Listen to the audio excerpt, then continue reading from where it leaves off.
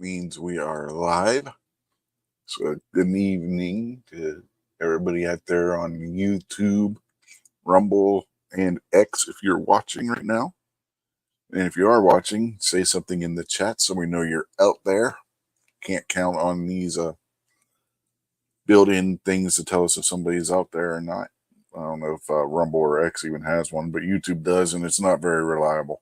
So if you're out there, say something so we know you're there. All right. Let's see. I don't even know what to talk about tonight. That's why I made this a Q&A. If anybody out there has any questions, feel free to ask in the chat, be it on YouTube, X, or Rumble. We should be able to see it and answer the question. By we at this point, I guess I'm talking to Royal We since nobody's jumped on the panel yet. So for now, it's just me. Hopefully that'll change as we go along. I would hate it to just be me in here. And show ain't going to last very long if that's the case. So, yay. All right. An email from something. Yep, no, nothing important. All right. So, what the? Let's see. How about them pagers over there in the Middle East? Good Lord Almighty. Who knew that those things could be so dangerous? Yeah, I don't feel the least bit sorry for Hezbollah. So, if you're somebody who is copacetic or feels any kind of kinship or feels bad because Hezbollah got their nuts blown off, sorry, I'm not on board with you on that one. Hezbollah got exactly what they deserved. As someone whose degree is in criminal justice with an emphasis on anti-Islamic terror, yeah, they got what they deserved. I have no sympathy for them whatsoever. I think it's pretty damn funny, honestly. Hey, 223 DMR. That they're on the YouTube side. But yeah, I thought that was pretty darn funny. Oh, there's barbecue. Nope, sorry, barbecue. No, you're not. You're second. 223 DMR beat you by a minute. Oh, first thumb. Okay, yeah, I was right. Okay, yeah, maybe you are the first thumb. So, okay, I retract that. 223 DMR says he's got some criminal justice under his belt too. Yeah, see, my emphasis was on anti-Islamic terror, took classes on anti-terrorism, obviously, intelligence, but also had crime scene photography and forensics, which also would go hand in hand for if you're investigating a crime scene that was terrorist related. You would need to know something about forensics and crime scene photography, just like with any crime. So, well, I corrected it, barbecue. Jeez. No, got the M Foss jumping in. Hey, Foss. So which side of the 223 DMR said he had some criminal justice under his belt? Yeah. So which side of the law was he on? I don't know. He didn't say.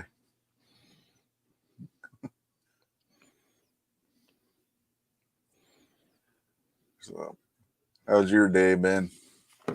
Been all right.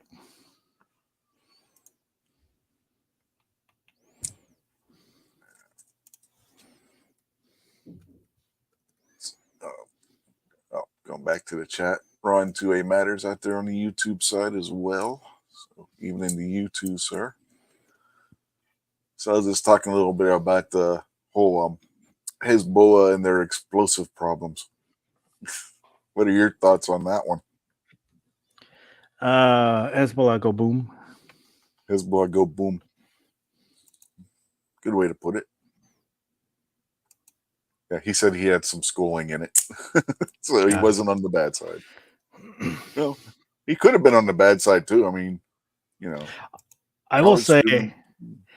I have known quite a few Crim J majors that were Crims. Mm-hmm. For some reason, criminals like to take criminal justice. Well, they think it allows them to beat the system.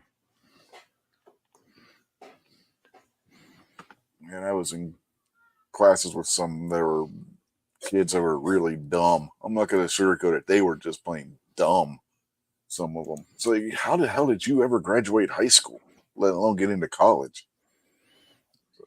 Jesus Christ. I mean, I've told a story before. We had one kid that thought you could safely shoot down an aircraft without killing anybody on board with a missile. It's like, do you understand how missiles work?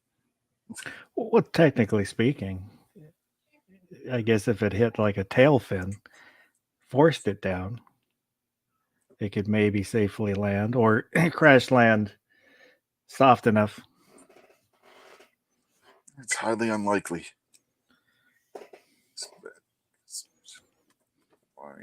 But not impossible. If you're using a medium range missile, it's going to hit the biggest part of the plane because that's what the radar is going to lock onto. If you're going to try and force a plane to land, you want to use your gun.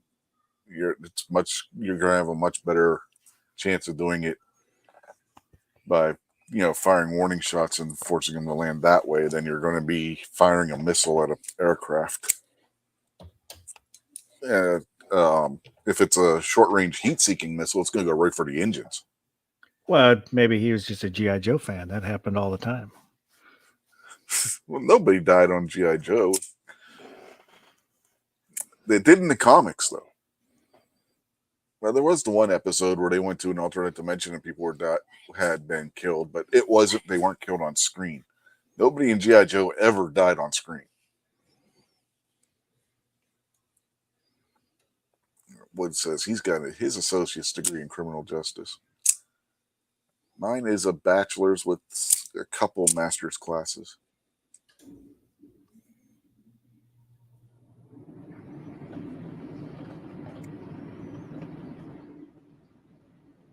I ain't got no degrees.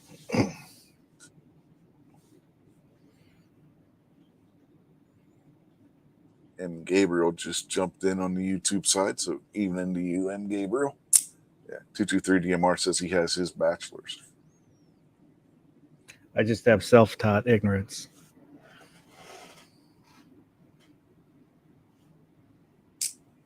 Yeah. I think everybody can fall into that category. I took classes now and again here and there, but I am not good at sitting there for that long. So I would end up down at the bowling alley instead of going to class. Yeah, 223DMR said he had some of that too. Woods says he rewatched an old A-Team recently. So many bullets never hit anything. Well, they hit some things. They hit the vehicles and stuff, but they never hit a person.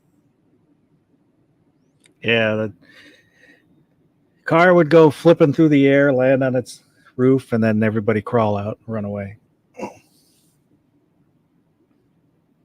223DMR says he did all his online. I did some of mine online. I think my worst decision was taking a math class online. My advice: never take a math class online. Do that in a classroom if possible.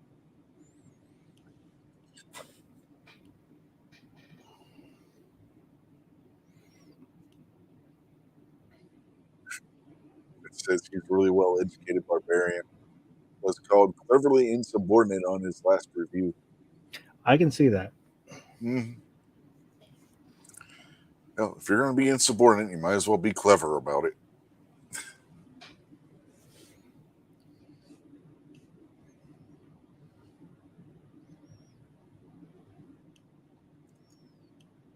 Well, you gotta remember, Kit was bulletproof, so it didn't matter if they shot at him or not. 223 DMR said they did a lot of that on Knight Rider too. Yeah, I mean, if you're in a bulletproof car, the bullets aren't going to hit you. It's going to bounce off, leave little scuffs on the paint job that would just vanish in the next shot.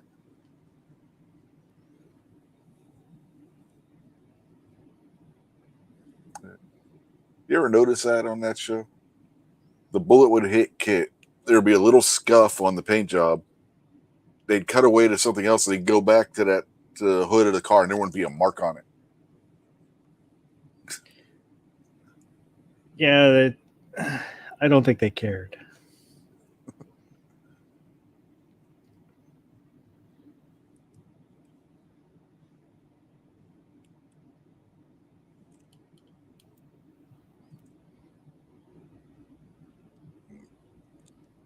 Yeah, probably not. It was just a TV show. I mean, even movies, they get stuff like that wrong, though. So, I mean, I've watched plenty of westerns where they'd be riding down the trail, and you look behind them, and there's phone lines and electric lines running behind them on the poles. It's like, I wonder what doesn't belong in this scene. Where you see like a truck driving down a dirt road behind them in the distance. Silly things like that. In the Mortal Kombat movie, when Scorpion's fighting when they're in the forest, if you look, there is a scene where you can see way off in the distance there's like a truck in the background. Yeah, but at least that was in modern era. Yeah, well, it was that alternate realm. Yeah. Well, hey, they got to have ways to get around too.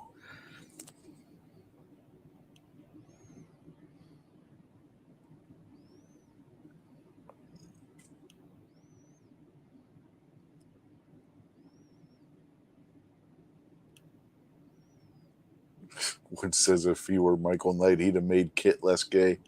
Not that there's anything wrong with that. Well, Kit spoke the way he did because he was supposed to not show emotion. But sometimes Kit showed emotion. And the guy that voiced Kit was one of the doctors on St. Elsewhere, and he said that was probably the hardest role he had to play, to try and not have emotion in his voice while doing the part.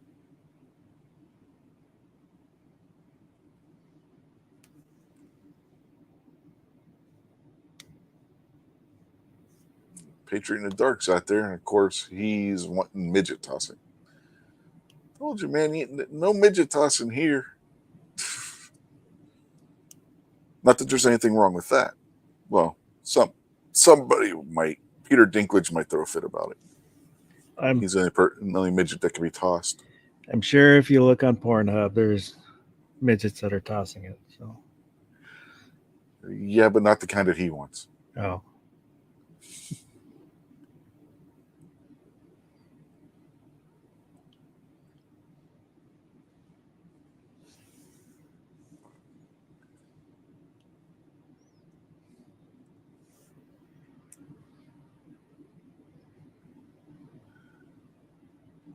Where the hell was I?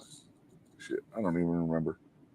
Anyway, if you've read the title to the episode, I have it titled Q&A, maybe. So if y'all have any questions within reason, feel free to throw them out there in the chat. That goes for YouTube, Rumble, or X, formerly Twitter.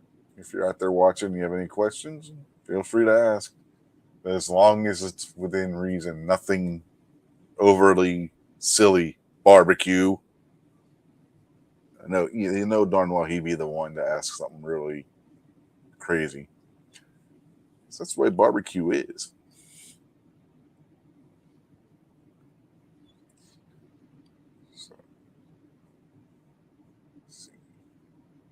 I'll wait and see if the delay, if anybody asks a question or not.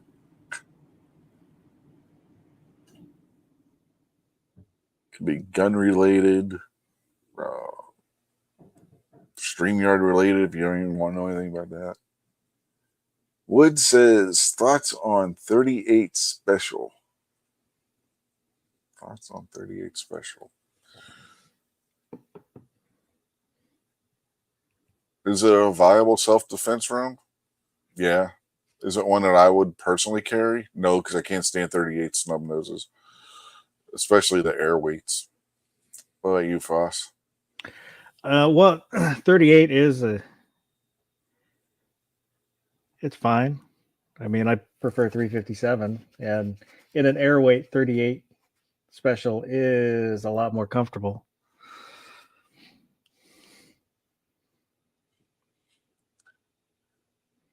Now, Patriot asks, what size cannon did Higgins have on Magnum PI? Not sure about that one. Wasn't large. No, it wasn't large. Probably somewhere between 2 and 3 feet long. Yeah, I don't know what the probably bore was. I would say it's probably a 3-pounder from the size of it, maybe 4. If you're wondering, the term pounder comes from the weight of the ball it fired. It wasn't a very big one. It would have been rather short range compared to some of the bigger board guns.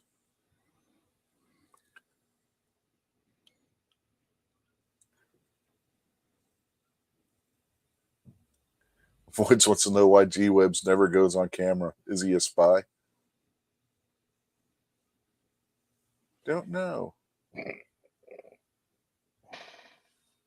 He's just shy. No.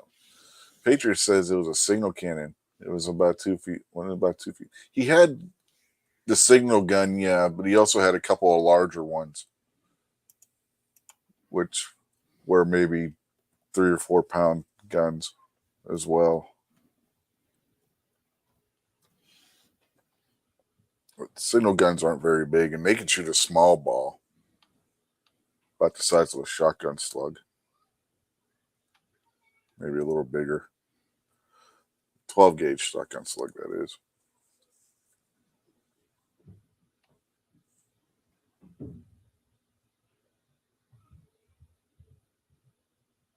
M. Gabriel's asking, off-duty Israeli military seem to use some interesting custom straps for the rifles they may carry, like guitar straps. How do they attach them? There's multiple different ways they could attach them. Paracord probably be the most common way of doing it if they don't have sling attachments to them already. I know on my Shockwave I have it using paracord to attach the sling, particularly on the forend, because it doesn't have a front sling attachment, because the little nub that Mossberg puts in the tip of the end cap broke off somehow. I don't know how it broke, but it broke. So I just took some paracord and made a front loop for it. Yeah, there's a lot of stuff you can do with paracord, and sling attachments is just one way of doing it. Here's a picture of the cannon. Yeah, that's not a signal gun. Signal guns are smaller than that. The signal gun typically would be mounted on a swivel post and be about a quarter the size of that. Now, you can fire signals with that, which is basically what Higgins did. He never loaded them with a ball.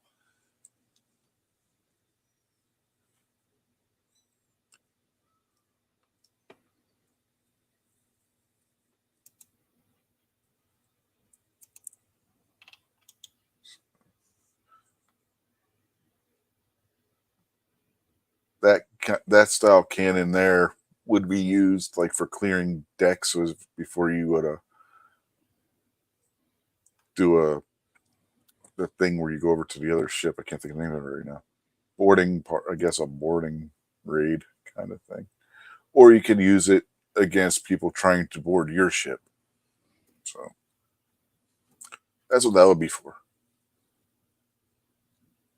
The big guns that would be below deck or even maybe mounted on the deck itself, or for the ship to ship actually trying to stop the other ship from moving, not necessarily sink it, especially if you were a pirate. You didn't want to sink the other ship, you wanted to stop it, so you would aim for the masts and crew members if possible to get the ship to stop.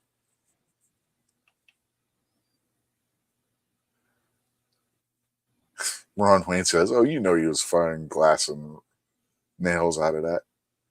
Yeah, maybe. But you don't want to get caught doing that, especially not in Hawaii. Good Lord. They had draconian laws back then.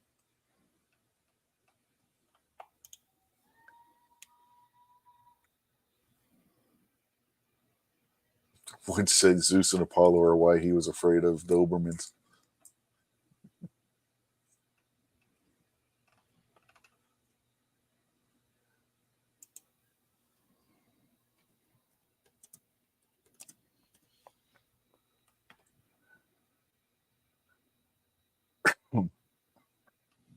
Excuse me.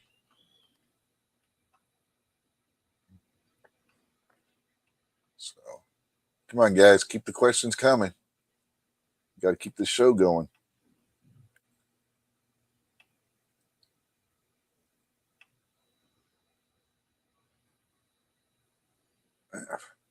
But oh, excuse me. Damn. According to the Googles, a breech loading salute cannon, probably number 3 in size, chamber, and cartridge. So I figured 3-pounder.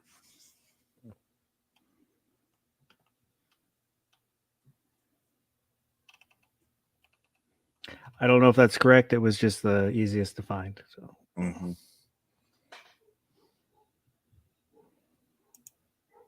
Gabriel says Zeus and Apollo had no spirit of aloha.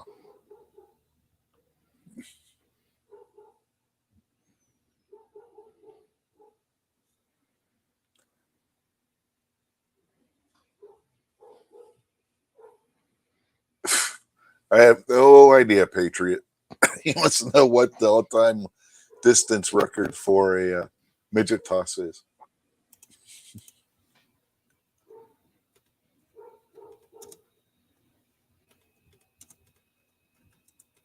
Woods is asking, dumbest thing to shovel in a shotgun shell. He said his was dimes. Yeah, the whole. Oh, go ahead. 12 foot 9 inches. Longest midget toss held by an Englishman. Yeah, there you go, Patriot.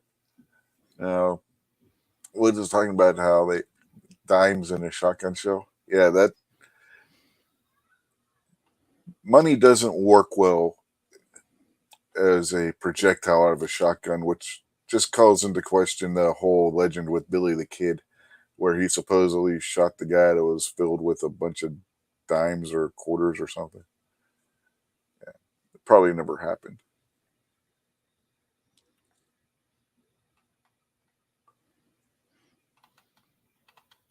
Speaking of midget tossing, what other movies did Tattoo play in? Man with the Golden Gun. That's the only thing I can remember from other than Fantasy Island. Yeah. Yeah, Hervé Villachez, he committed suicide. Mm-hmm. Tortured little man. Yeah. He may have had bit parts and other things. I just don't remember any of them. Our attacking daughter says he was on the Love Boat, but that's not a movie. It's a TV show. But movies, the only movie I remember him in is The Man with the Golden Gun. Remember how Bond killed him? I don't remember. I watched it, I think, earlier this year. He put him in a suitcase and threw him overboard.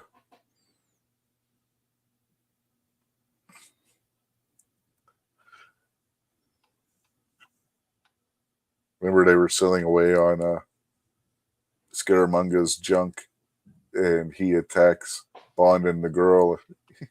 And Bond just grabs him, throws him in a suitcase, closes it up, takes it up on deck, and he comes back down. And she asks him what he did with him, and he's like, I forget how he said it, but basically he told her he threw him overboard.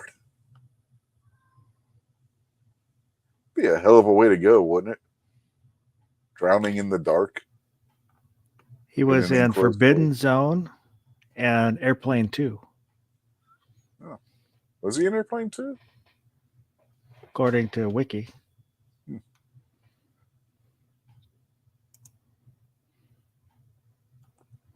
Well, there you go. There's the other two movies he was in.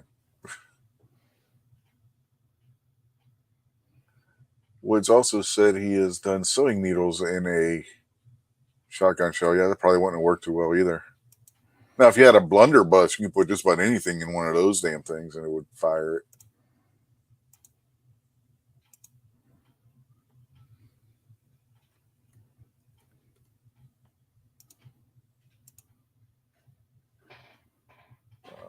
M. Gabriel's asking, what is the best cheap Reddit brand? Don't know. Don't do much of anything on Reddit. Never bought anything from Reddit. Couldn't tell you. I don't go to Reddit. It's scary over there. Chris from the 740's out there. Evening, Chris. Our attacking daughters. I don't know if I mentioned him or not yet.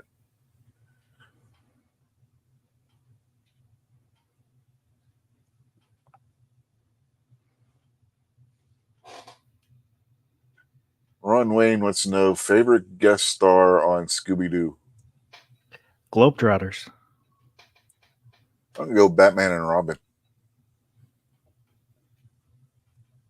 I saw the Globetrotters when I was a kid. Yeah, I did too.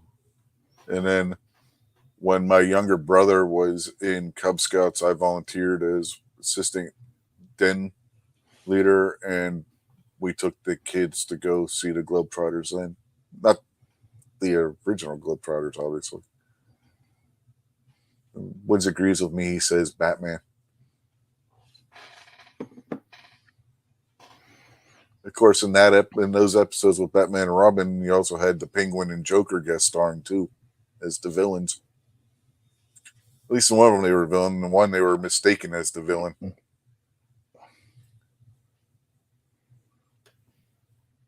Remember, there were two with Batman and Robin in them.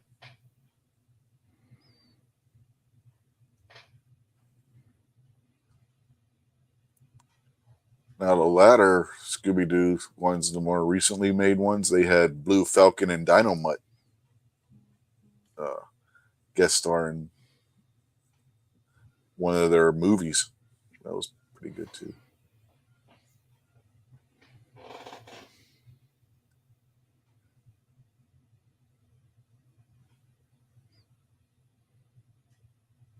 Hey, come on, Woods. That was Super Friends era, Batman and Robin. Oh, is he cool when he becomes Darkwing? Nightwing? Sorry. Yeah, Nightwing. Darkwing Duck? I don't think Darkwing Duck was ever on Scooby-Doo. No. Wood says Three Stooges. Yeah, that was good. I think there were two with the Stooges too, weren't there? I don't remember. Oh yeah, Don Adams. Yeah, that was where he was an exterminator. There was a couple with Don Knotts.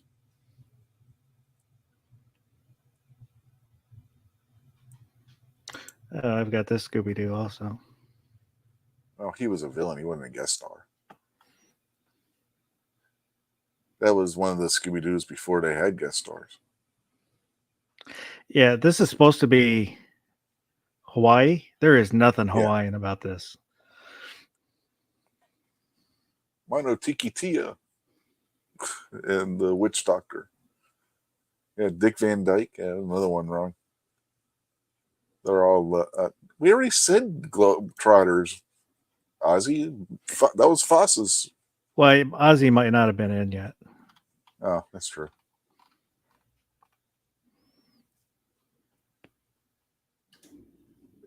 M. Gabriel says Scrappy is the worst.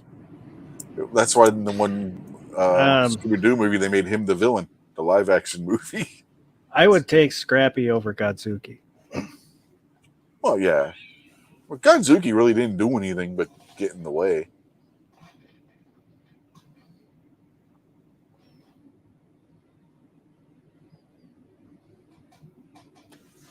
And Wood says he contends that the root of all problems might be Scrappy-Doo.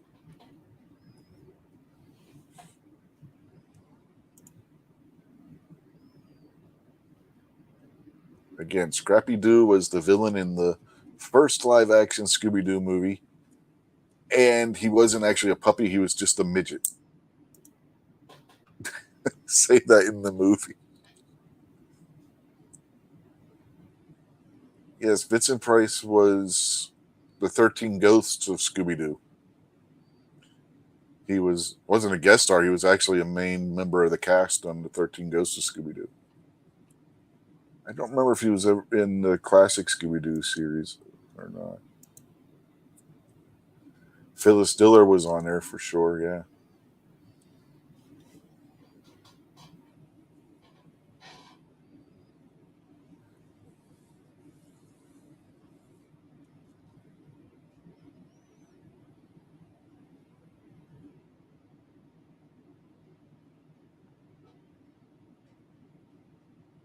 And Gabriel, I know just about all the words to the original Scooby-Doo song. Woods, Scrappy, well, all the Scrappy, Godzuki, Cousin Oliver, they're all kind of, the series is starting to lose viewers, so they add in a young character to try to boost ratings. Never works. Nope, never works.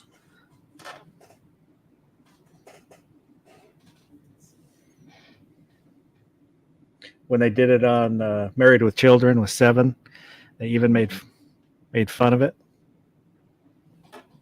The worst part is Scooby-Doo, they did it twice. They added Scrappy-Doo, then on 13 Ghosts of Scooby-Doo, they added Flim Flam.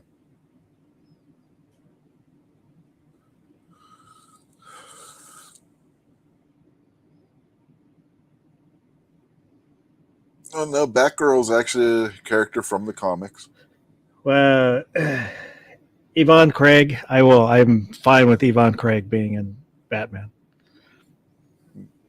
If that's the one he's talking about. She is the Blue Dancer from Star Trek, was Yvonne Craig.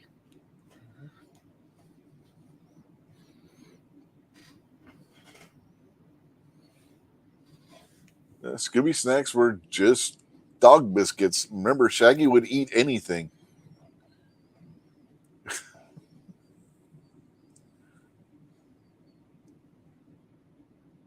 I mean, look at some of the sandwiches they were putting together in the kitchens of these haunted houses, which nobody lived in, but had fully stocked kitchens somehow. You would think that would be a major clue that the house wasn't haunted, right? Well, Bill Maxwell, Greatest American Hero, he ate dog biscuits. So there's nothing wrong with dog biscuits.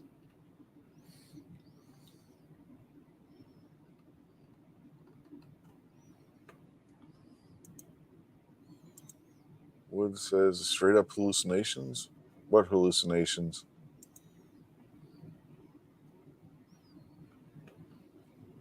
Is he hallucinating? Are we really here? I don't know.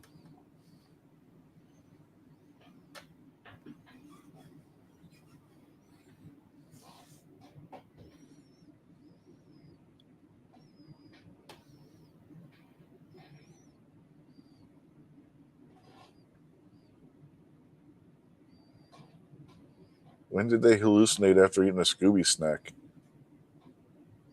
They just got braver. I wouldn't say they were hallucinating. Ron says Nathan's hot dog contest would be screwed if Shaggy was a contestant. Yeah, they'd run out of hot dogs. Nobody else would get any. Yeah, Ozzy says they have Scooby snacks at Walmart in the candy aisle. Yep, they do. They're pretty good too. If you haven't you haven't tried them, we used to get them for the kids when they were younger. They're pretty good. I Like have not tried them. they're like a graham cracker type cookie. They're pretty good. I have tried dog biscuits. Just tastes like cardboard. Yeah, I have not tried any of the dog treats. My brother was the one who would eat the dog treats. Pepperoni was like his favorite. He said it tasted just like regular pepperoni. He's like, okay.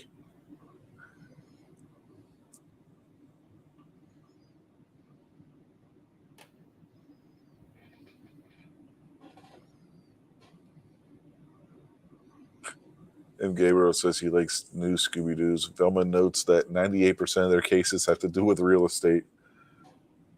Yeah, I can believe it. Now, Scooby Doo Mystery Incorporated, which was on Cartoon Network, was pretty darn good. They had individual crimes that they were trying to solve in each episode, but they were all interlinked with a larger story as well. It was pretty good. And not all those ones were real estate. A lot of them were still. I didn't see it. You never saw Mystery Incorporated? No. It's pretty good.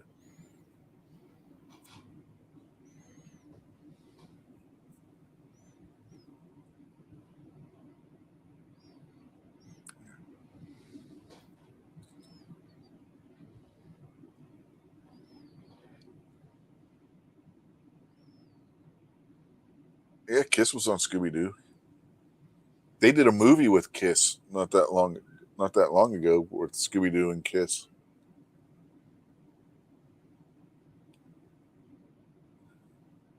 They actually played Detroit Rock City and played the whole song. They didn't edit out the drinking and smoking bit or anything. Played the whole thing. My son and I were shocked that they played the whole song with the content that it's about and everything. Now, Ron Wayne asks 1966 Batmobile or Michael Keaton's Batmobile. I can't choose between the two of them, but for different reasons. 66. The 66 is cool for the old design and everything. The Michael Keaton Batmobile is cool Probably for the faster. different gadgets that it had. The original Batmobile would only do like 35 miles an hour because of all the extra metal on it. Mm-hmm.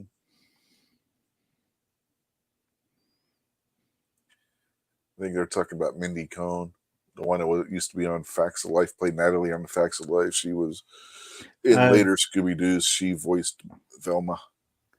Well, I was thinking they were talking Mindy Cohn. That's what I said. Not the Facts of Life. The Indian, Mindy Cohn. Oh.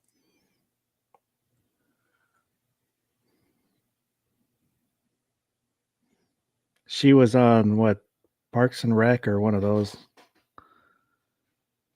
He says no, the Mindy from The Office. Yeah, because wasn't she the one that was in the live action Velma? Might have been. I don't remember, to be honest.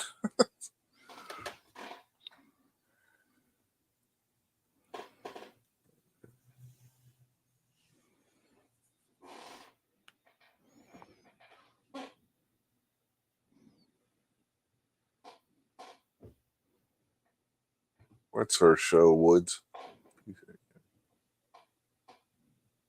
I think he's talking about the Velma. The show Velma? That show sucks. Velma sucks.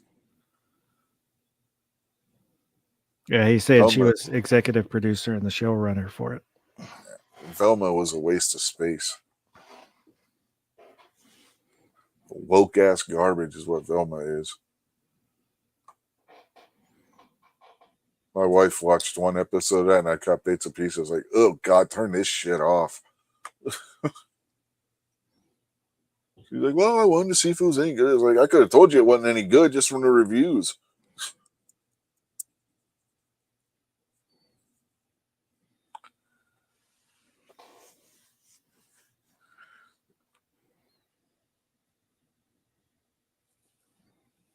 And Velma was always a nerdy Jewish girl in the show. They turned her into a lesbian something. I'm not sure what she was supposed to be, but God, it was bad, very very bad. I think the reason why they got a second season on that show is because they already had it filmed one after the. They filmed both the first and second seasons at the same time. Well, you just don't get it. It wasn't made for you. It's all your fault. I don't think it was made for anybody.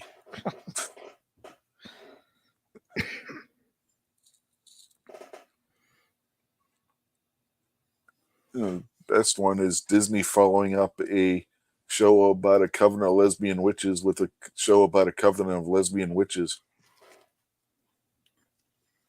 Yeah, I don't know if you know what I'm talking about. No, I don't. Okay. Star Wars Acolyte was at its core a show about a coven of lesbian witches. Now, the new one, Agatha All Along, which is a Marvel show, is about a coven of lesbian witches. Yeah, I didn't watch Acolyte when I heard they're turning the Force into magic. It's worse than that. It's worse than that.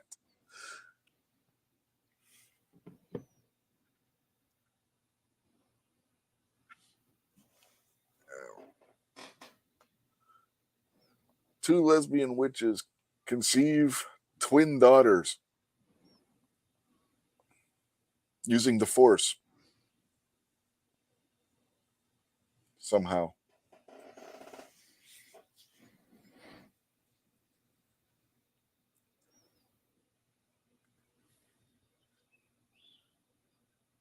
One lesbian witch goes all ghosty, shadowy, demon-looking thing. Jedi pulls out a lightsaber, stabs it through the shadowy, smoky demon thingy, which doesn't kill it.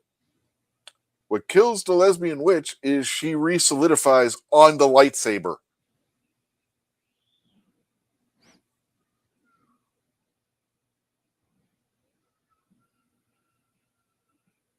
Now, I don't know about you, but that seems like a really stupid thing to do.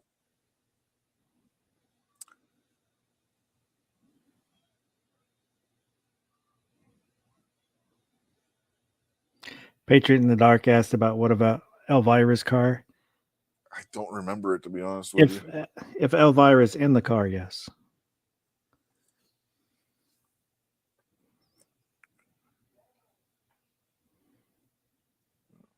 Woods asks if a lesbian witch were a gun, what gun? Well, considering how bad the Acolyte was and how bad Agatha All Along seems to be, probably a Jennings or any of those Ring of Fire guns.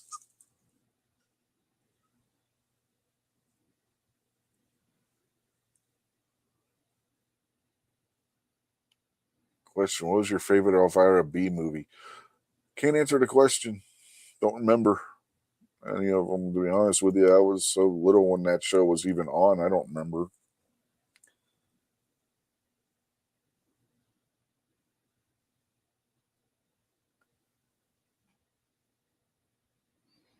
Now, a really bad one that they showed on Mystery Science Theater, which would be in the same kind of vein as the movies Elvira showed on her show, was one called Werewolf.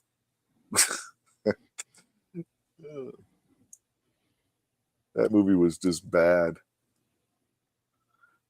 So bad that it was funny, kind of bad. You know what I mean? You're sitting there laughing at it when you're really not supposed to be laughing at it. Well, It's that not was supposed the whole point of Mystery Yeah. Science Theater. Yeah. Oh, I know. So are you Joel Hodges or whatever the other dude's name was. I don't think it really mattered. It was funny either one. Patriot says Attack of the Killer Tomatoes is probably the most famous. Yeah, possibly. I was going through the horror movies on Peacock yesterday, and there's one, Attack of the Killer Donuts. Like, somebody's copying.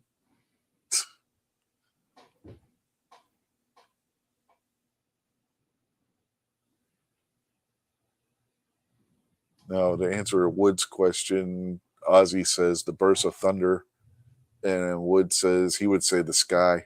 I'm still going to go with one of the Ring of Fire guns. Those things could be dangerous to the shooter. The other two might just break, not necessarily be dangerous to the shooter.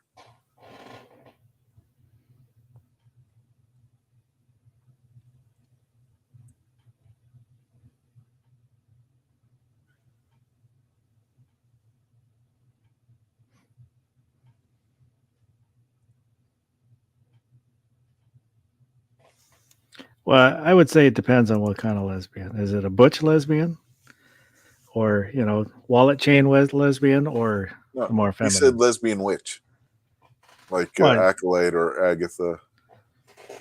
Still, there's probably butch lesbian witches and feminine lesbian witches. Well, no, they were all feminine lesbians in both shows that I've seen so far.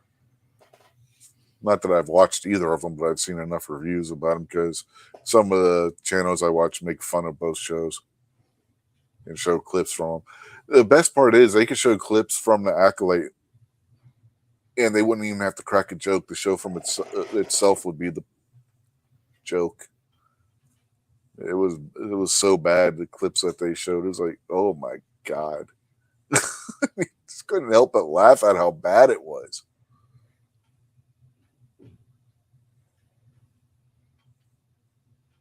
Now, Woods, in answer to Patriot, says the one about her boobs, Patriot. He says he has no idea about the movies. Here we are talking about lesbians. Elvira is a lesbian in real life. Yeah. So there's that. Patriot asks, best informative zombie movie? None. Zombieland. Well, that's one of the better zombie movies, especially lately. That or Shaun of the Dead. But as far as being informative, none of them, because it's scientifically impossible for there to be a zombie apocalypse like what they're portrayed in these movies.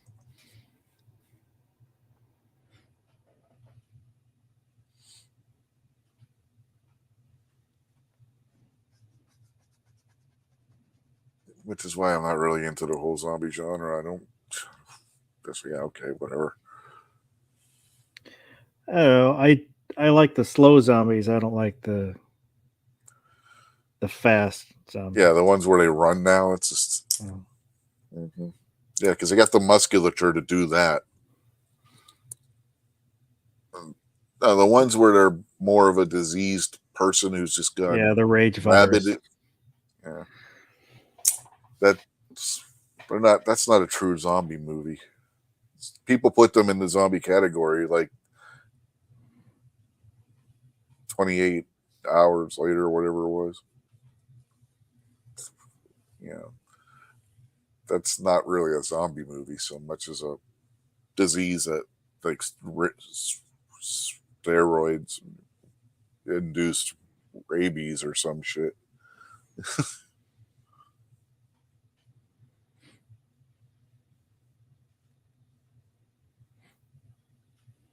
Ozzy says Cassandra is still good looking for her age. For those who don't know, that's Elvira's real name.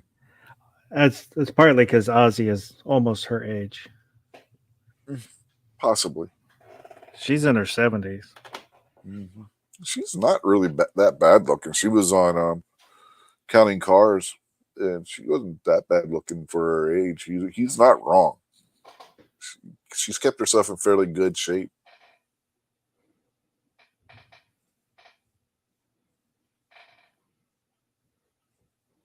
Wood says Romero, or you don't have the genre. Yeah, Caesar Romero. no. The one that did Night of the Living Dead movies, whose freaking first name I can't remember right now.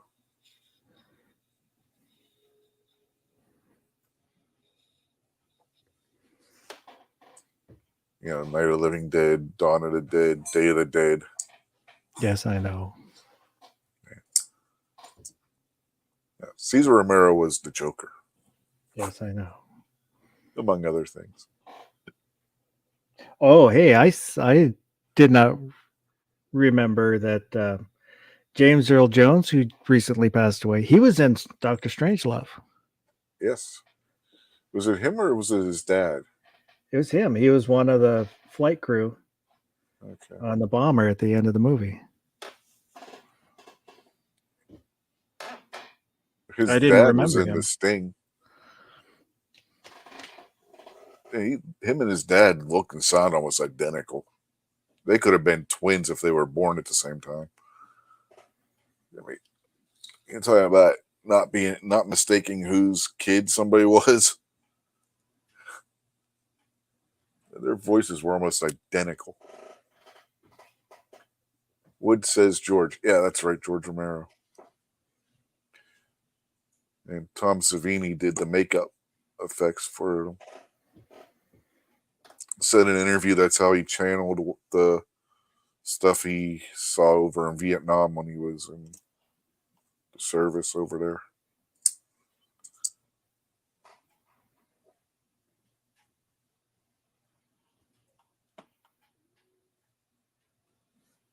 I've been to the site of where Night of the Living Dead was filmed, and the one that was in the mall. Was that Dawn of the Dead or Day of the Dead that was in the mall? I always forget. I think Day was at the mall, but I don't remember. Yeah, I'm talking about the originals, not the remakes, by the way. Like the graveyard and the house across the street. I know exactly where those are, up in right outside of Mars, PA. Been to that location, walked in that around in that cemetery and stuff. I think the And only shooting locations I've ever been at was for Officer and a Gentleman, because that was filmed in Washington, up at Fort Worden. There, and then where the bar scenes are. I dated a girl that was from that area. She took me around the stuff that happened in the town, and then drove by the house from The Hand That Rocks the Cradle. So I believe that was Seattle. I'm going to say it is. Yeah, the mall from whichever one of the movies it was, that was Monroeville Mall. And it's suburban Pittsburgh. Both of them were suburban Pittsburgh, honestly. Yeah, I used to go shopping in Monroeville Mall. They even had one of those little plaques about having the zombie movie filmed there. Oh, yeah. Which brings up Roslyn, where Northern Exposure was filmed. I went to a bar in Roslyn. But I don't remember it because I was drunk the whole weekend. Trying to figure out Patriots question. Best movie with M's in it? I would say Time Bandits Oh, okay. He's talking about midgets. I got you now. Okay. without the tossing. Yeah. Time Bandits. That'll probably be it. Under the Rainbow. Oh, yeah. Under the Rainbow. That was a good one. The mystery of when they were filming the Wizard of Oz. Yeah. The Chevy Chase.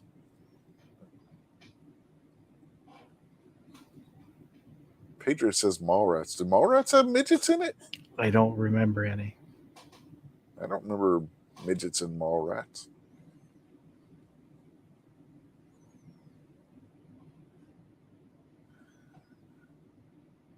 Yeah, I saw Time Bandits in the theater. I saw it in one of those little budget theaters, like 2 months after the movie's worn out in the main cinemas. They would put them in those little budget ones where you pay like $1 a ticket. I miss those theaters. Almost got in a fight in one of those kind of theaters. It was $1. I can't remember. I think it was $1.25, but some guys are being loud. It was annoying. I paid my $1.25 to watch the movie, not listen to them. When I was in middle school, like once a month, all the good students got to go to watch a movie in the dollar theater.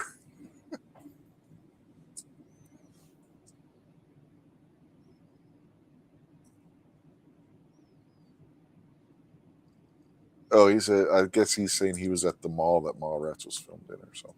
He said, no, Mallrats when you were talking about the mall. He said he loves Time Bandits, by the way. Was he at the mall or was he at the dirt mall?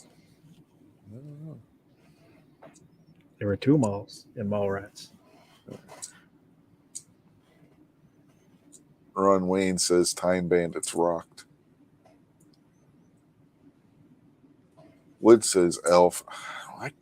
I didn't like that movie. I didn't like that movie either. I'm glad I'm not the only one. I never got the hype for that movie. I think I just had gotten tired of him by the time that movie came out. If I'm perfectly honest, I never thought Will Ferrell was all that funny. It's kind of, for me, it's hit or miss. Mm-hmm. I think his best role was in the Austin Powers series, being the Arab guy that's always getting hurt.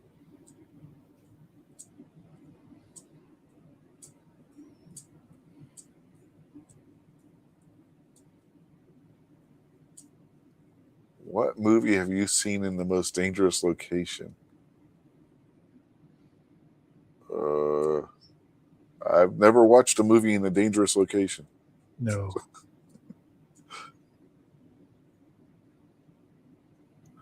He's probably seen some movie in a war zone when he was in the Marines or something, so he's trying to show us all up.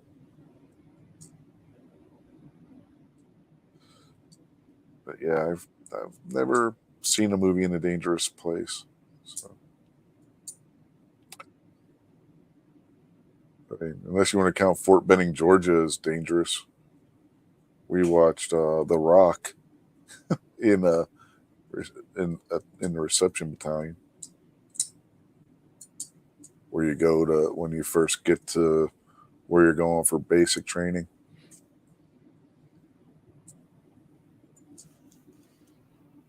Wood says in a drive-through, several Donnybrooks and high school shenanigans.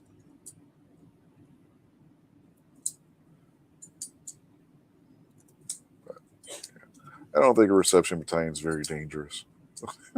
But at least it's somewhat military tied in. So, well, it's not somewhat. I mean, it is military tied in, but it's not a war zone. So, I saw Corvette Summer on base at Puget Sound Naval Shipyard. Mark Hamill before he went all nutso. And pre-Luke Skywalker.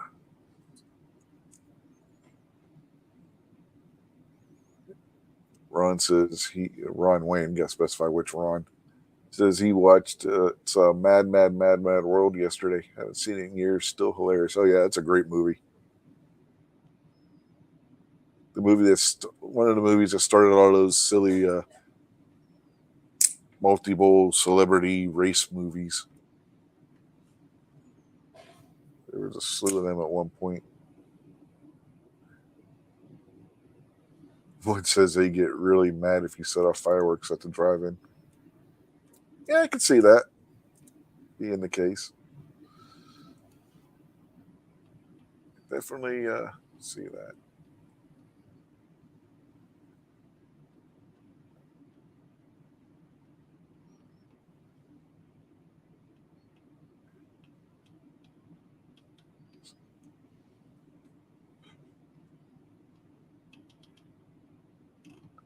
I haven't been to a drive-in decades.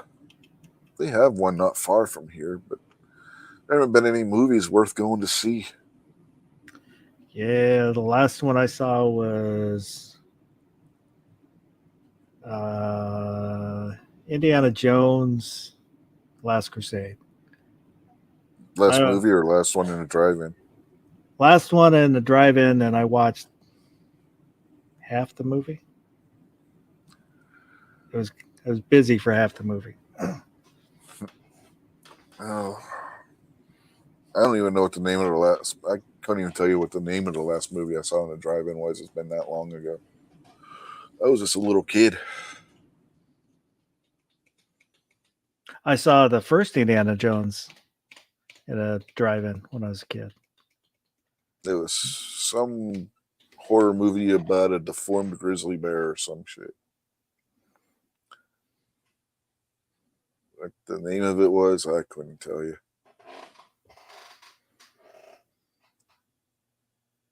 Ungentle Man. Huh? Nothing. I'll be right back. I'm gonna go grab my water. Okay.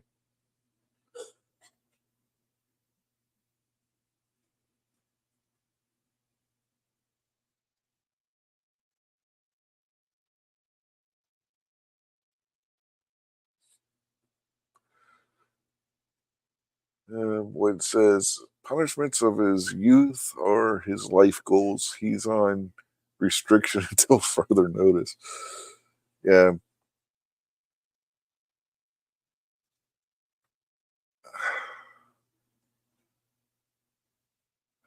Well, that's lame. Who watches movies at the drive-in? Parents who are taking their kids to the drive-in?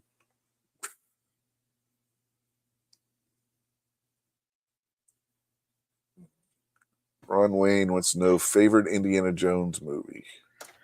The first one. Yeah, probably the first one. Last Crusade's close. 1, 3, 2, and that's all that were ever made. Yep, 1, 3, and 2. That would be the order.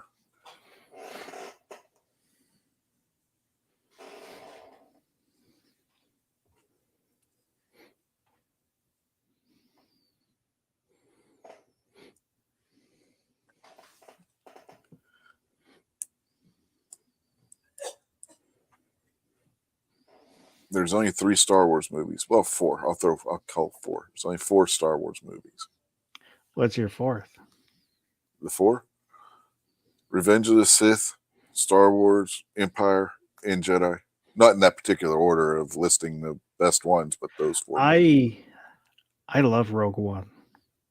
I know it's a little problematic, but I really like Rogue One. I have never seen it. I've seen one Disney Star Wars movie. Yeah, they killed Han Solo, and I haven't watched one since. I've seen all of them because I'm a sucker. I didn't like any of the, the new ones.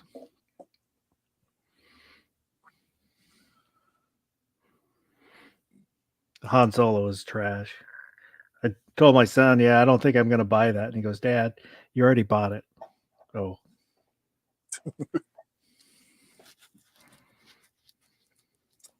Wood says Raiders is the best movie ever made.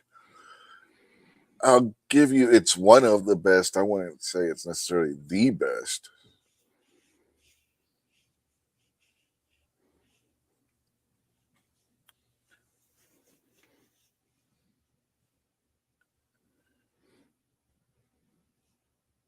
And what the best movie is, I'd give you a different answer depending on what day it is. Hell, I might give you a different answer depending on what hour it is. Yeah. I really do like Raiders, but I would put Lawrence of Arabia above it. Yeah, that's a great movie. Probably Bridge on the River Kwai above it. Mm-hmm. That's another really good one.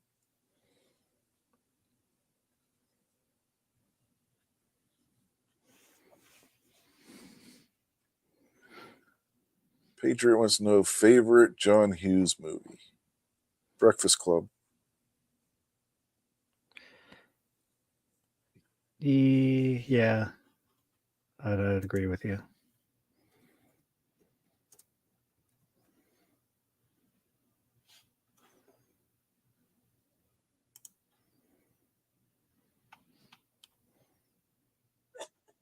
Oh, eh, I don't know. What about Ferris Bueller? That'll probably be number 2.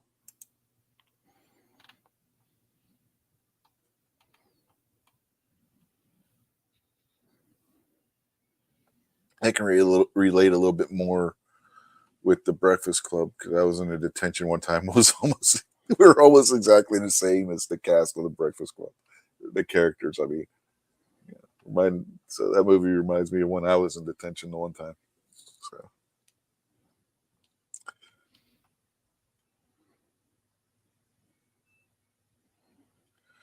Patriot says he's actually been to the bridge over River Kwai.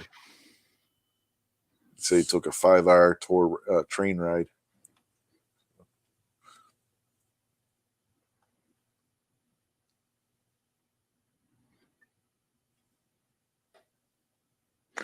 Hughes also did Planes, Trains, and Automobiles. Yes, he did. Wasn't he behind Home Alone 2? Not Home Alone 2 is the movie. I mean Home Alone. I don't know. Oh, yeah. He was. Well, and also Home Alone 2. Yeah.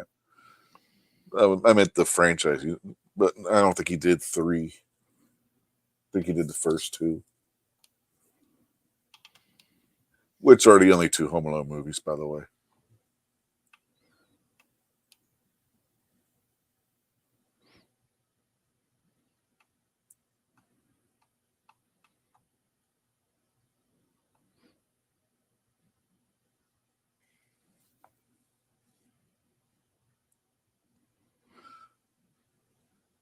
Wood says they didn't have detention. He had work crew. He usually had to mow lawns. We had weekend detention when I was in high school.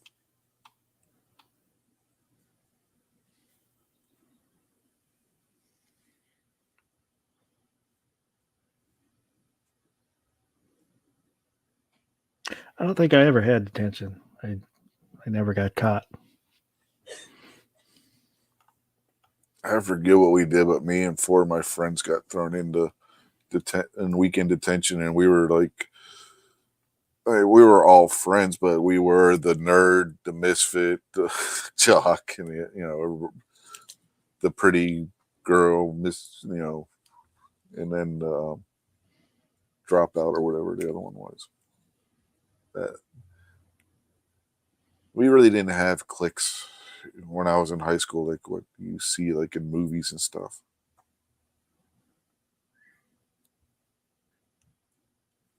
We kind of did, but not, not like the movies or TV shows. Nerdy kids would hang out with nerdy kids. Jockey kids would hang out. Jock kids, rockers with rockers.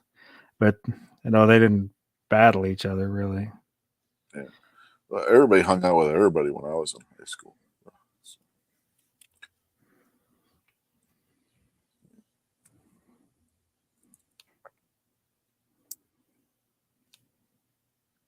I was kind of nerdy, but also athletic. Yeah, that's the way I was. I was kind of nerdy, but also a jock at the same time. And in junior ROTC, you watch a movie, I would have been in 3 different cliques at the same time.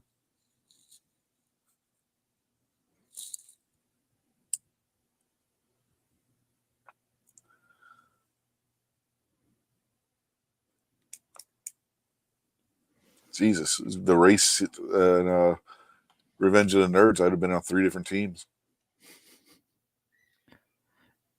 You'd be on the Omega Moose. No, not the Omega Moves. The Lambdas, the Alpha Betas, and the ROTC team.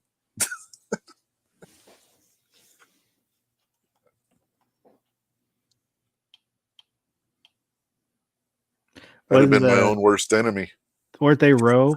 I don't remember what their I think they were, because aren't they the ones that sang row my boat? Row your maybe boat. maybe it's been a while since I've seen the movie. I don't remember for fan.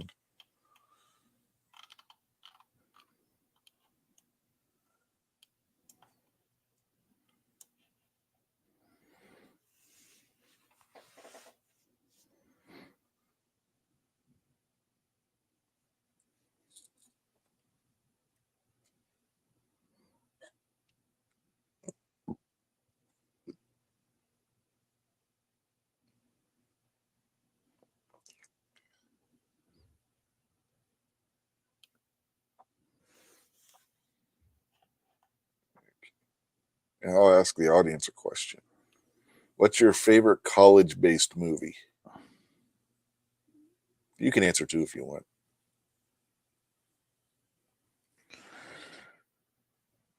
It could be a comedy, drama, whatever.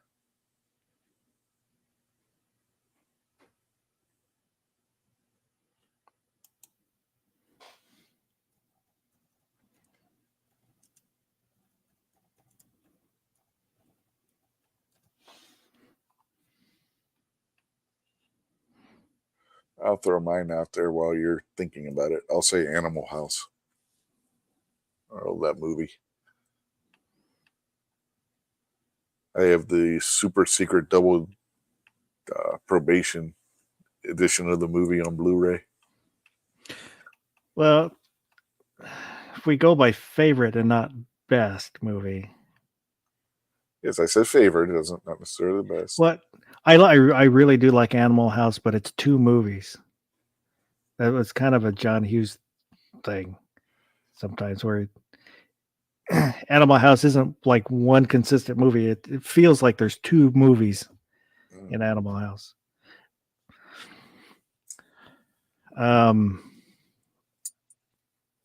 Yeah. I don't know. Revenge of the Nerds I really like too, but now it's kind of creepy with the rape scene, the that and the voyeurism and Necessary Roughness. I really liked. It's not a great movie, but I liked it. Yeah, it was a good one. I like that one too. Patriot asks, does the Fisher King count? If there's a portion of the movie that takes place in a college, I'll allow it. So yeah, you can count the Fisher King Patriot if you want. Fisher King was good, but I like pretty much all of Terry Gilliam's movies. No, G-Web's just not a bracket.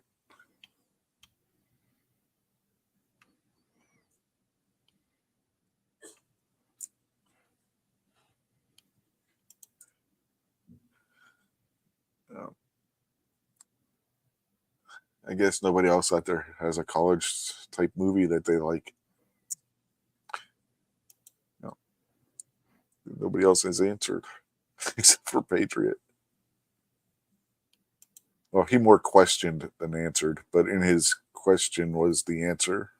That makes sense. And I really like The Water Boy. Mm-hmm. Oh, he's the one that did Time Bandits.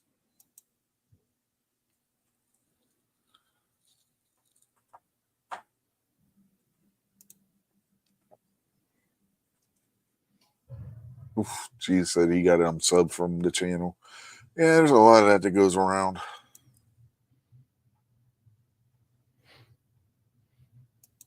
Patriot says Major Pain. Was that a college movie? No, it's a military school. I don't know if you consider that, but I do like that movie. Yeah, but there was like elementary, middle, and high school, wasn't it? Yeah. No, in the UK they would call that a university, but over here, no, it doesn't work here. Oh, Back to School with Rodney Dangerfield. Yeah, G-Web says Taps. Yeah, that'll work. Taps works because that was I think was that a college or a high school? Nope, it was another military school. Yeah, it was a military school, but was it a military college or was it a high school? They were high school. I'm pretty sure they were high school and younger. Well, if it's high school, that doesn't count then. Real Genius?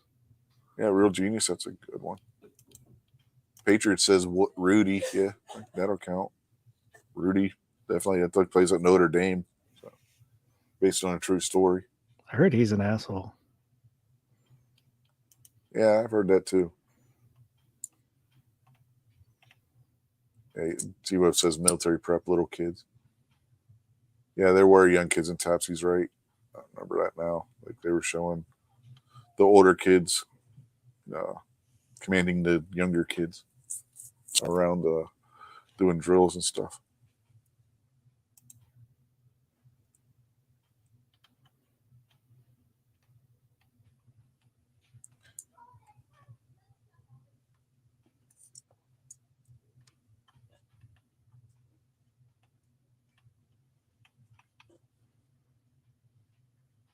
Taps is a good movie, though.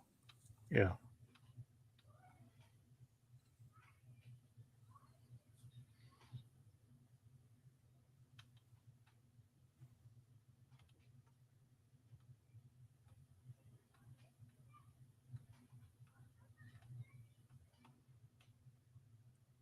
T-Web says there were a few movies where people went around with suction cup guns. One was better than the other. They was inspired that I guess him and his friends do that at their school. 1980s. One may have been in Europe. Now, one that took place in a college that was pretty good was Gotcha, but they were using paintball guns. You ever see that one? I did not watch it. I remember it, but I didn't see it. Starred Anthony Edwards. It was pretty good.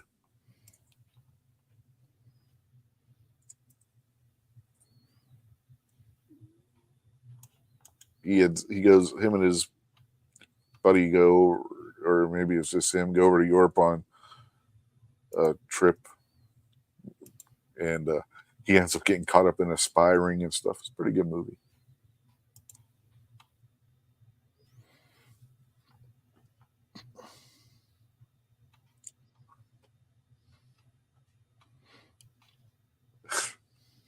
Patriot says, how about Sorority Lesbian Vampire You? I guess if that's a real movie, it would qualify.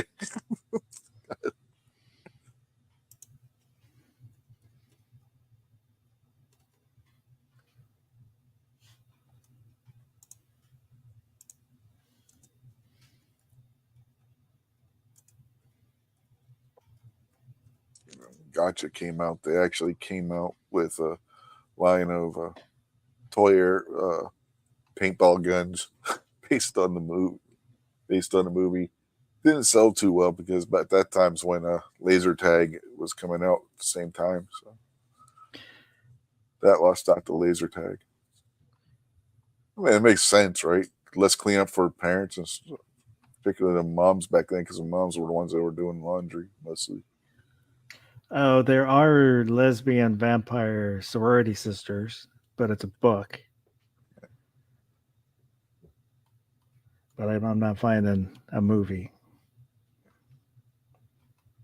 There were some lesbian vampire movies made back in the 70s, like B type movies that, the kinds you would go see at a drive-through. I mean, drive-in. How did I say drive-through? Well, I guess you could see them at a drive-through if your Blockbuster had a drive-through.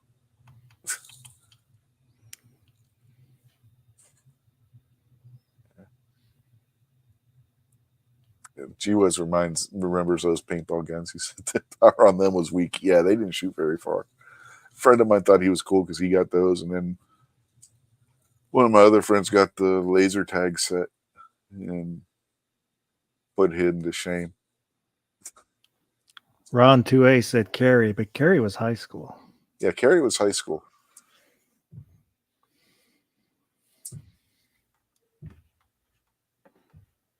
It's a good movie. Mm-hmm. Oh, yeah, good movie. They're all going to laugh at you.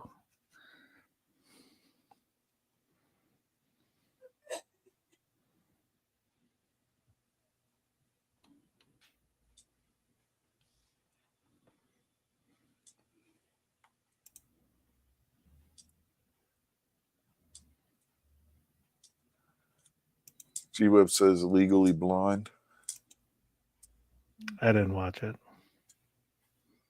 My daughters liked it.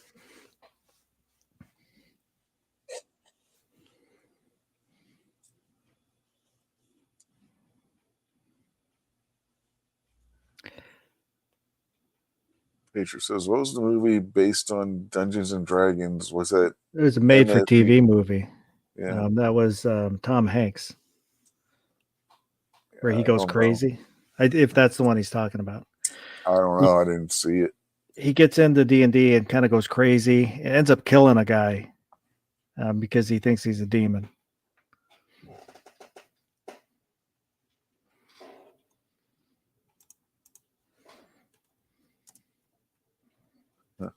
Yeah, I never saw it.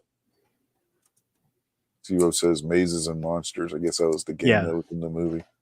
Yeah, that's the title.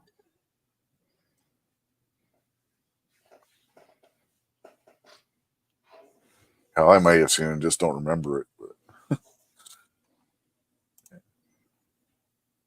So it was from 82. yeah, probably why I don't remember it. G Web says old school.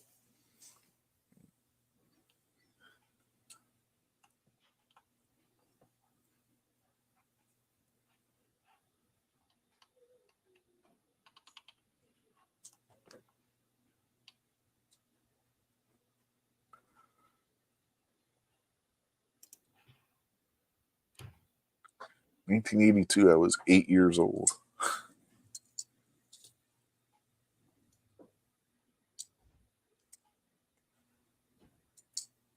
It was 11.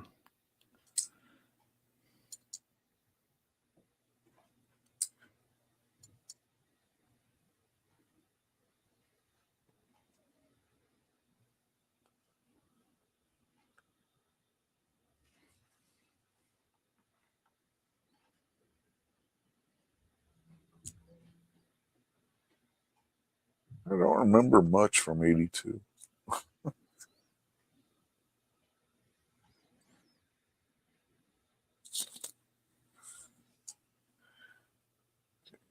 On to a matter, says Rudy. Somebody else said that already. I don't remember who it was.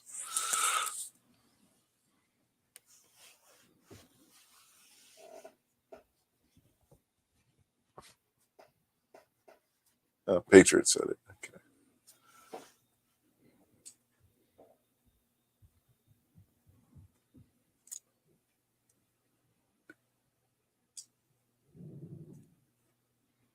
Flatliners. That was a good. That was a. They were in college in that movie. Those of you who want a college horror movie. Well, They were grad students in a. They were going to college. yeah, but that's like calling Die Hard a Christmas movie.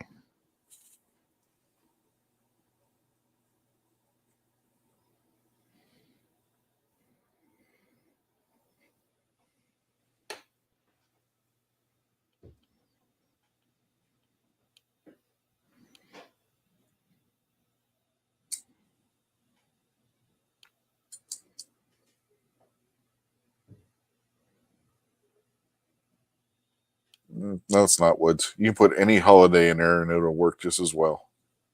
Hell, it could have been the owner of the corporation's birthday, and it would have worked.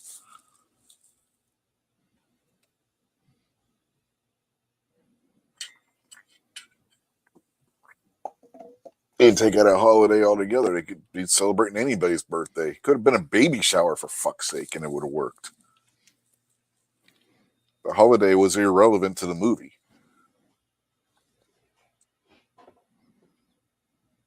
Ergo, it's not a Christmas movie. It was a movie that took place at Christmas, but it wasn't a Christmas movie.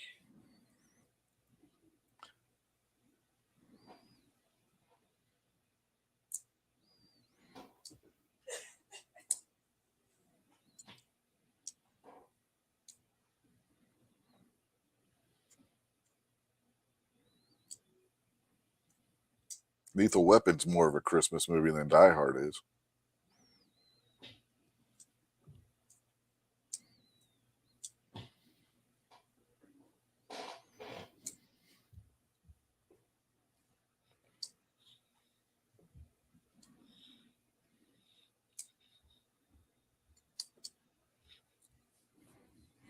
And that ain't much of a Christmas movie either.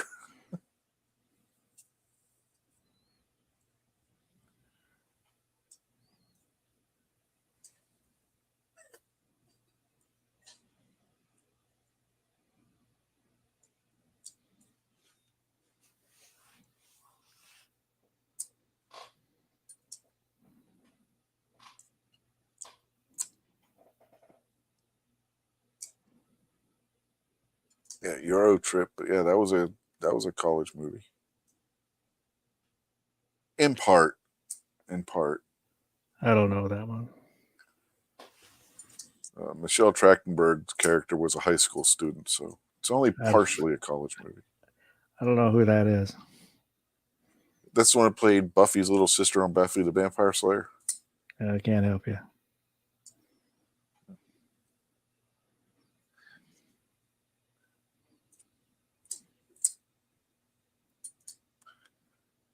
Wood says, if you don't like Elf, I question your ability to decide Christmas movies. I never said Elf wasn't a Christmas movie.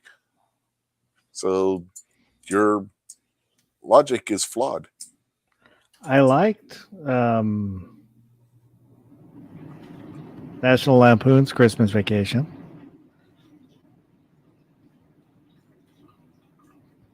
I even kind of like Jingle All the Way.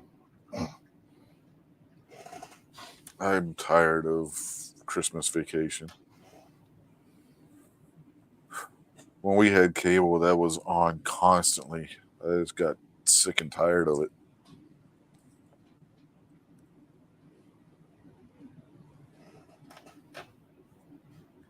G-Web says he understands why folks like Elf, but he's sick of Will Ferrell. Yeah.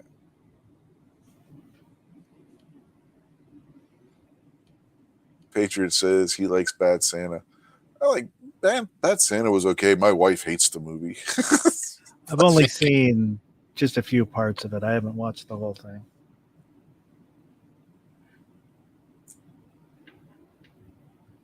Wood says Revenge of the Nerds for college movie. I guess we can get the Patriots question about the time I asked about the college movies. He wants to know favorite Val Kilmer movie.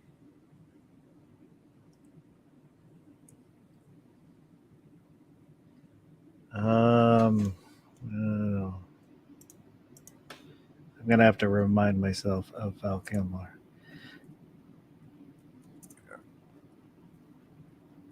Where he's starring or he's just in it? I don't know. He didn't specify.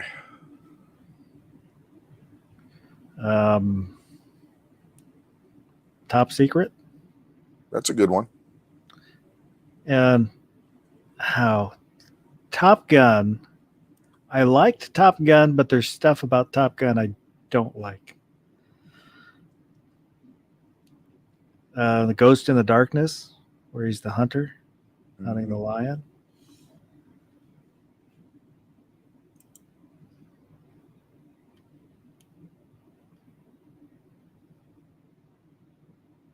Who's good in The Doors.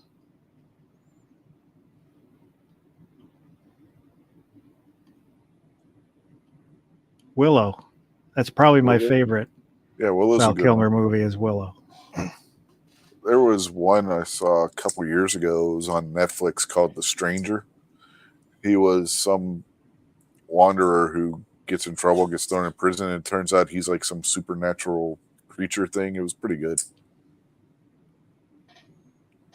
Terrorizes the jail, the deputies guarding him and stuff. It's pretty good. Pretty good. I don't know if that's still on Netflix or not. If it is, people should check that out. That was a pretty good movie. I didn't like The Saint. I used to watch the TV show, the rebroadcast of the TV show. Yeah, the Roger Moore. Yeah. Yeah. But I don't know, the movie, the Val Kilmer movie just seemed to be missing something. Yeah, it wasn't that good. One thing, The Saint was a British guy, and I mean, even the version before Roger Moore, it was always a British guy. And And they're Heat. Heat is a really good movie. Probably the best sounding guns, most gun sounding guns in a movie. Heat, I think.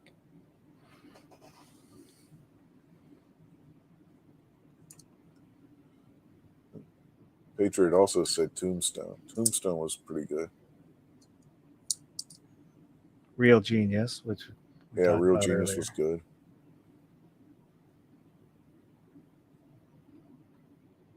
We've been joined that in the chat, by the way, with Gizzard Gary and Defense Dad. So, Gary, the Chiefs win or the game's still going? They were playing Atlanta, so they probably will win.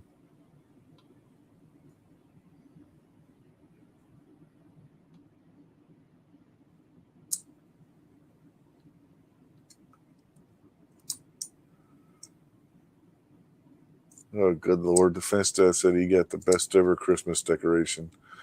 An advent calendar, but it's the Nakatomi Plaza Tower, and every day Hans follows one more story.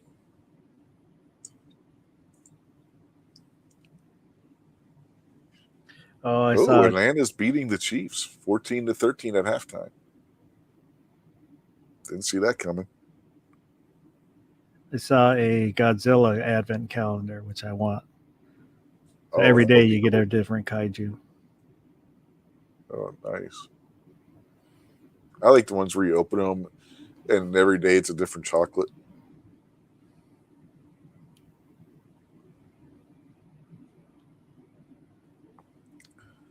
Yeah, Wood says Real Genius.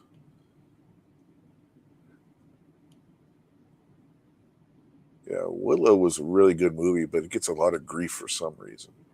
The TV show sucked. That was so bad that Disney took it off of Disney Plus and act like it never existed.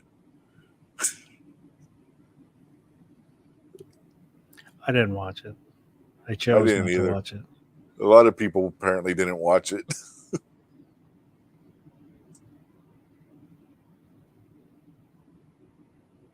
Ooh. Defense Dad said he also spent more on tires today than ever spent in his life. $900 for 18-inch tires. Why is he already putting tires on his truck? I don't know.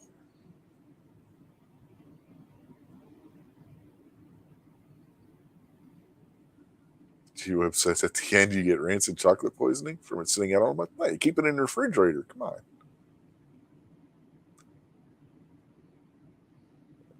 Patriot says Val Kilmer's been in over 100 movies.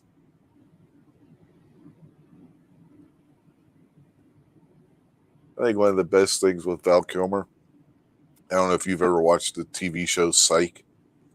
No. All throughout the series, they're always bringing up Val Kilmer.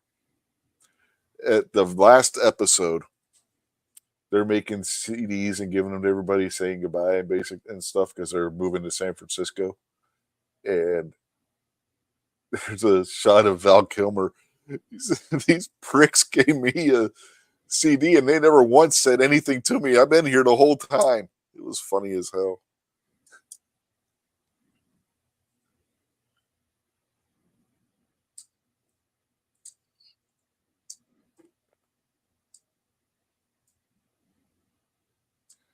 Defense Dad said the factory tires are Kuma's. He hates them.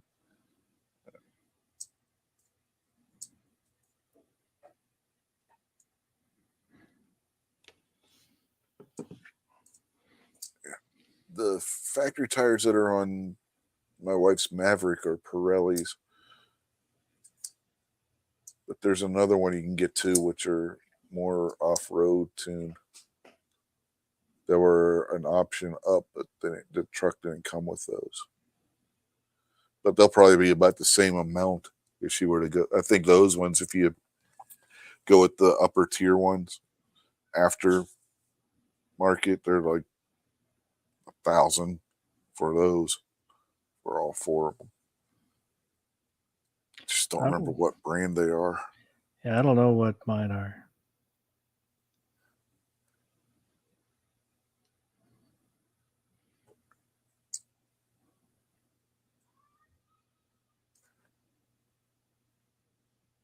Yeah, he said he went with an all-terrain tire and slightly bigger Nokian Outlander NATs.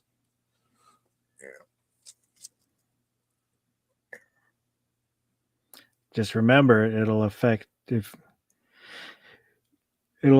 speedometer. Yeah, it can affect your fuel economy too.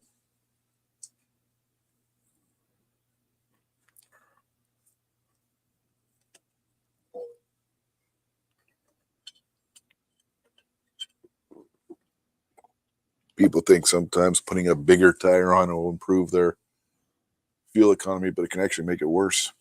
Going smaller improves your fuel economy. Well, I don't know how many people I've heard say that larger tire improves your fuel economy, and they base it on, remember the mousetrap cars that we would make in school that you would wind the string around, and the bigger the wheels you put on it, the farther it would go. They're basing it on that. Because if you want fuel economy, smaller and harder tires, it will give you less rolling resistance. Mm-hmm. Yeah. One of the channels I watch test different trucks and stuff, and they tested the Maverick with the tires that are on my wife's, and then the next one up, and the next one up got like 4 or 5 less miles per gallon.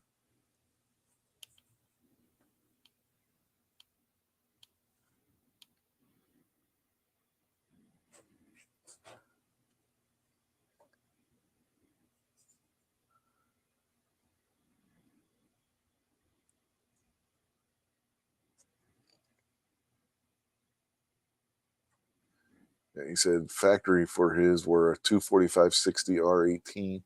He went with a 255/60 R18. Yeah. Hers are a 225 or a 235/60 R18 on her, on the Maverick. I think the larger size one was a 245, if I remember correctly.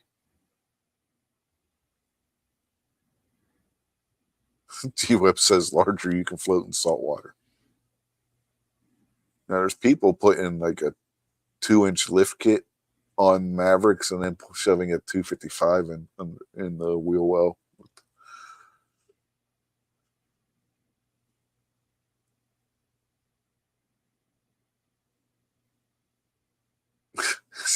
G-Webs also says larger makes you like suction cups on ice.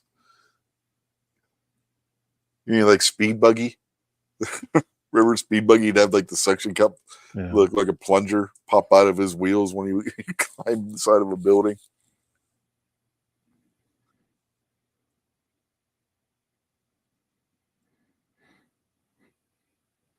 Quit says larger tire equal curbs are a suggestion.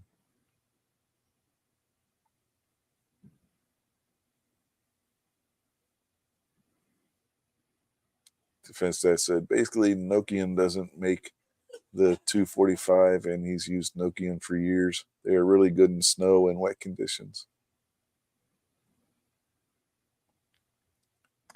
Yeah, I don't remember what brand mine are. I think they're 20-inch and they're a lower profile. I've got Passport Sport. They've done all right in the winters. We don't get a lot of snow around here. I used to always run a winter tire, studless ice tires. Like I think the last that I had were Pirellis, but I didn't feel like buying another set of tires.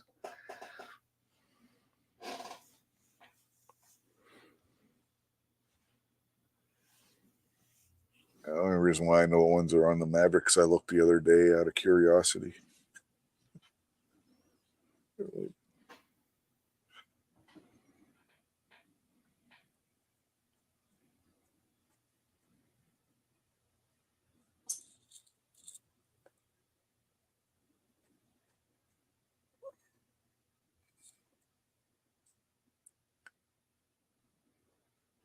Mr. Bob Doubleina is out there. He says his tires are black and mostly round except on the bottom.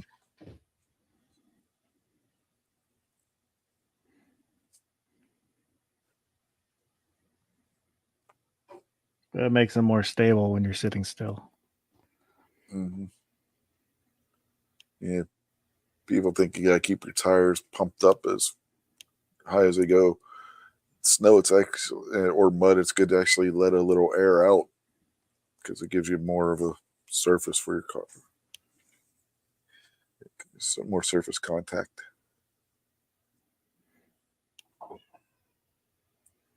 Gizzard out there, he says the score is now 16-14 Kansas City.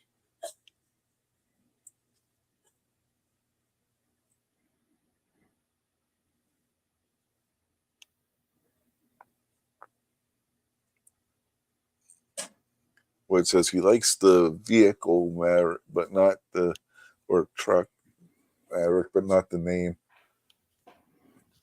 His Ford Mavericks are a sedan. Yeah, you know what the Ford Maverick is. Yeah, we both had Mavericks. My very first car was a 71 Maverick. Mm-hmm. But what I'm gonna say is I like the name Maverick better than Ranchero. Yeah.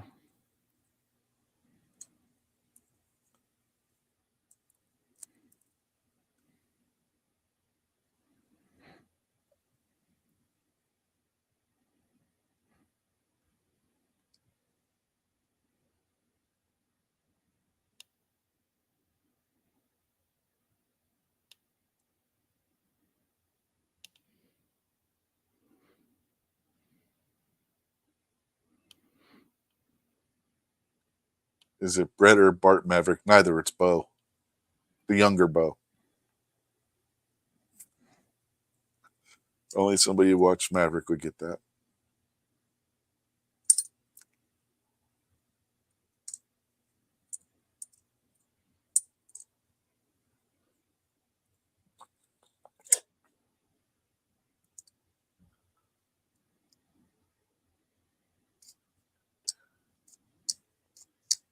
I'd use that as a question. Ask people who is their favorite Maverick member of the Maverick family.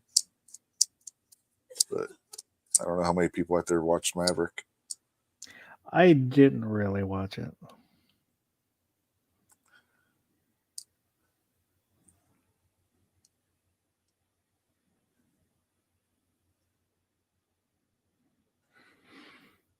One of the good things Oh, good. I was going to say, because Defense Dad said he was 50-50 on the Maverick or Santa Cruz. The Cruz won because I got a better deal. I like both of them equally for different reasons. One of the bonuses with the Cruz is if he ever loses his keys, he can always, it's easy to hotwire.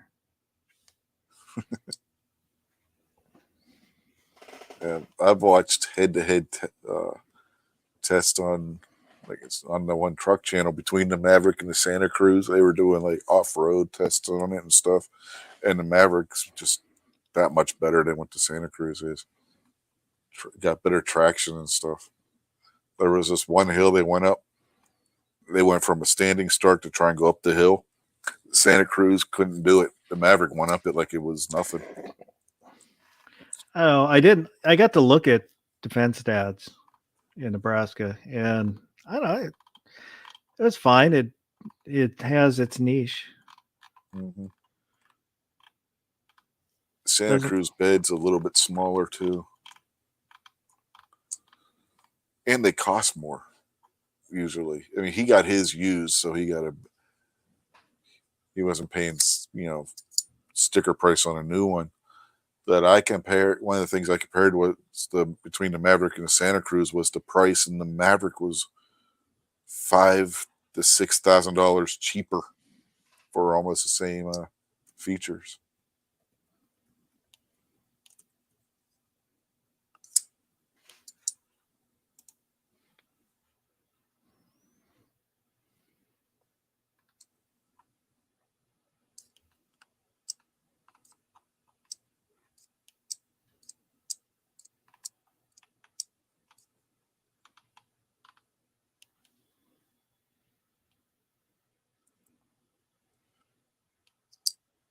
Wood says he'll take his James Garner in the Rockford Files. Yeah, Rockford Files was good. Good show. I might like Maverick a little bit better. But Gardner would be my favorite as Brett. Support your local sheriff or Oh, yeah. support your local gunfighter. Yeah, he left Maverick to do those movies, and they brought in Roger Moore to play Bo, the younger Bo Maverick, to replace James Gardner. I think it was the first thing Roger Moore did for in the U.S. was Maverick. He was young in that show.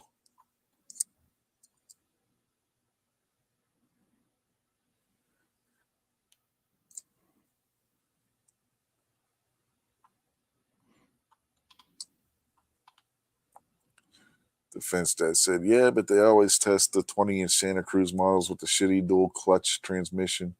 Need to test the 18-inch wheel version. 20-inch tires don't belong on off-road. Tell it to Hyundai. They're the ones that market that the dual clutch version as the off-roader.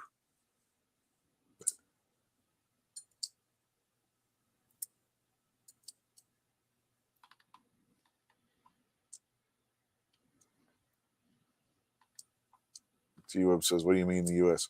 That was the first, if I remember correctly, that was the first role he had on a U.S. production, was on Maverick. He had done stage over in England.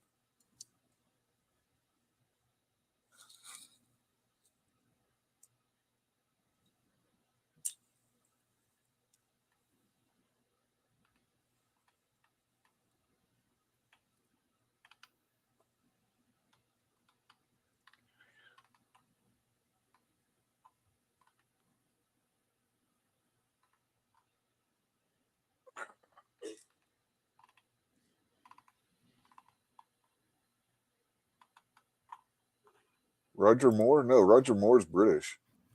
He played James Bond at one point. He might have been thinking of James Gardner. Yeah, he might be thinking James Gardner.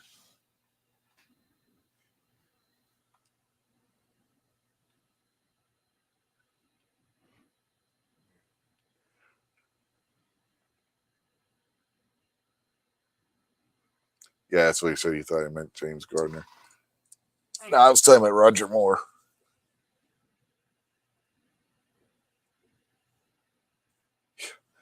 Mr. Bob Dumbelina says, with Jack Elam, who wanted to become one of the most beloved characters in Western folklore. And a mad doctor in Cannonball Run.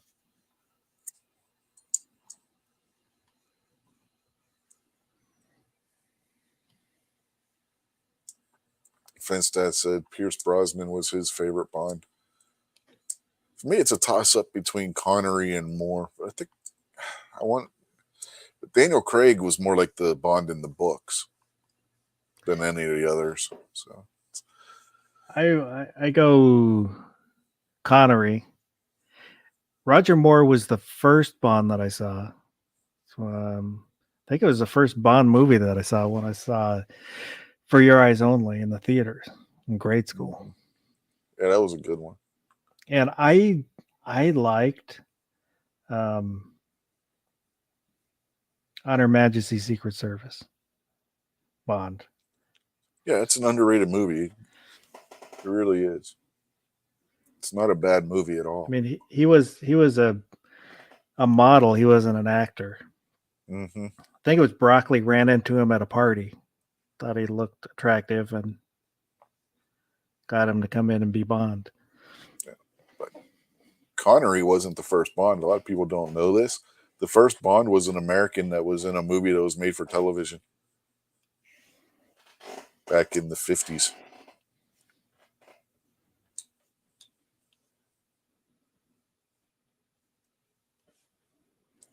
Fenstad said Clive Owen was in the running to play Bond before Daniel Craig. He would have been good. Yeah, he could have been good at the role too. But they've ruined Bond at this point.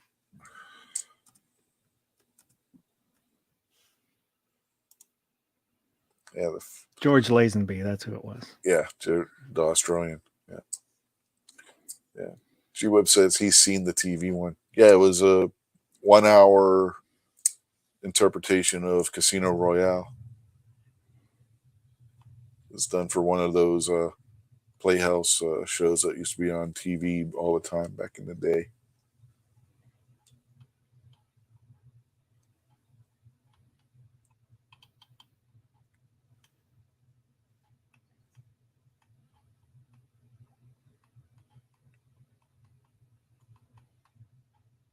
Instead of working for MI6, Bond worked for the CIA in that.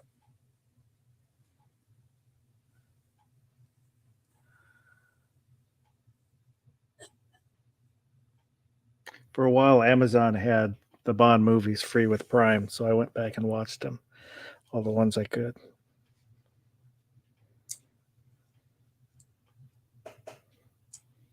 I don't know how many times I've seen Connery and Moore ones because they used to show them on ABC all the time back in the day. Like mid 80s into the early 90s. Sunday night, they would have a Bond movie on almost every weekend.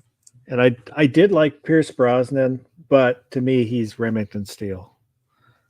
Yes, it was Remington Steele that kept him from being Bond sooner. He was supposed to get the role before what's his face did. Timothy Dalton. Timothy Dalton. But because of the way his contract for Remington Steele was, even though the show was canceled, they owned him basically. He couldn't do anything else without their permission, and they wouldn't let him do it. Defense Dad said Timothy Dalton was the worst Bond. I don't know. License to Kill wasn't that bad. And there was, I watched a YouTube video that I think it's one of the channels that just covers Bond stuff, and kind of broke down Dalton and the problems with his movies, and he didn't really get a chance to be a good Bond. I think. Oh, good. I was just gonna say, though I do like,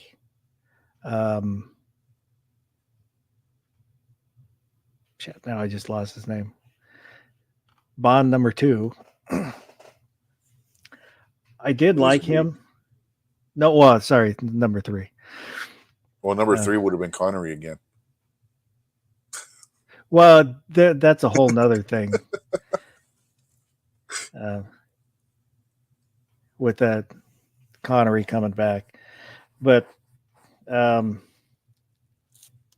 what's his name? Moore. With Moore, but the movies are bad. I mean, the scripts are terrible. But I liked him as a character. G-Webs brings up Henry Cavill as Bond. That'll be pretty good. I think Cavill could do a good job with the role. He'd have to. To me, he'd have to lose a little of the bulk.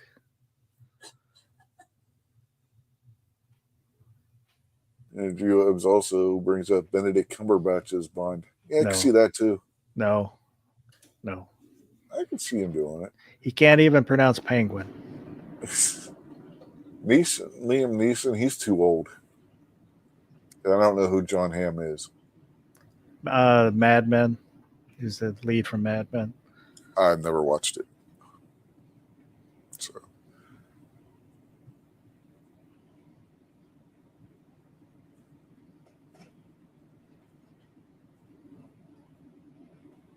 Defense Dad said they made his movies the cheesiest, so that didn't help. Semi that pops wheelies, really? Yeah. G-Web says you can pop a wheelie in anything with the right tires. Well, he said G-Webs also says Christian Bale is Bond. No. He might be a little too old now.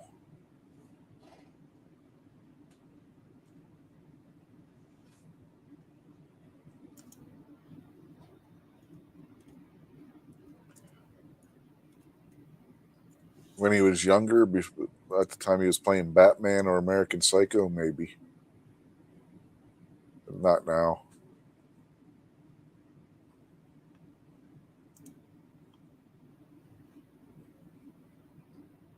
I could almost see Tom Hiddleston more than or Yeah, I Ray can see that. Fiennes. Well, Ray Fiennes was Ralph M. Fiennes. He's M. Yeah. I mean, well, a younger version of him. The fence that says these days are likely to cast RuPaul as Bond is. They've already made Bond go woke in the last movie, so.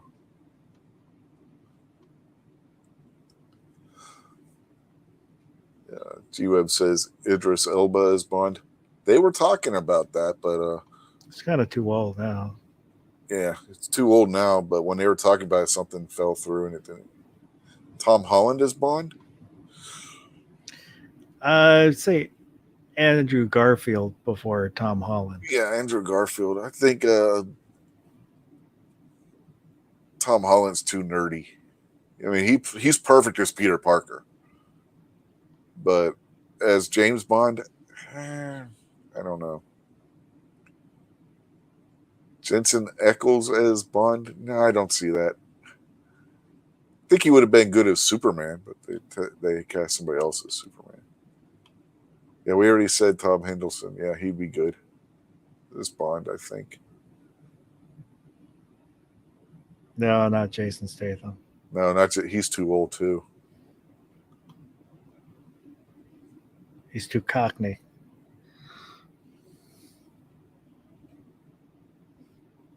Yes, he's not sophisticated enough.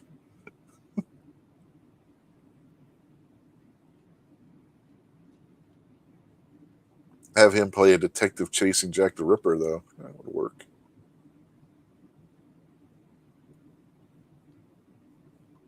Mr. Bob Doubling says G Webs as Bond. He's too tall. Too tall.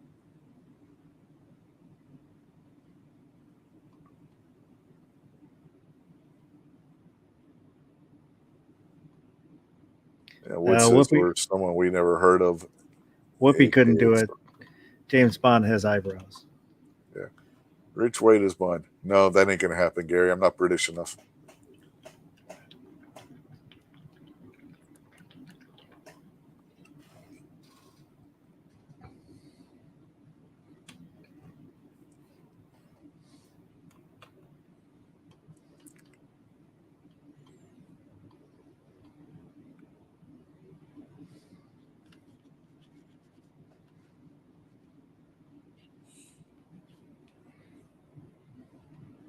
Dig Connery up and making Bond again. And they did it with Never Say Never Again, which was the only one not done by MGM UA. And it was a remake of Thunderball.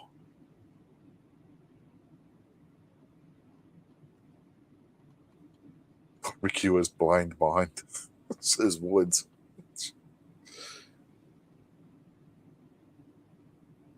Barbecue would be a henchman. Yeah, Barbecue would be a henchman.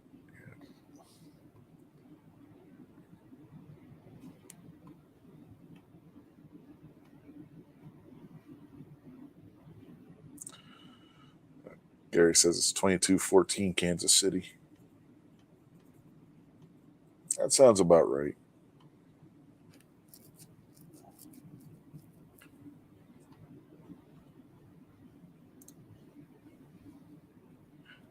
G-Web says he takes his barbecue sauce shaken, not stirred.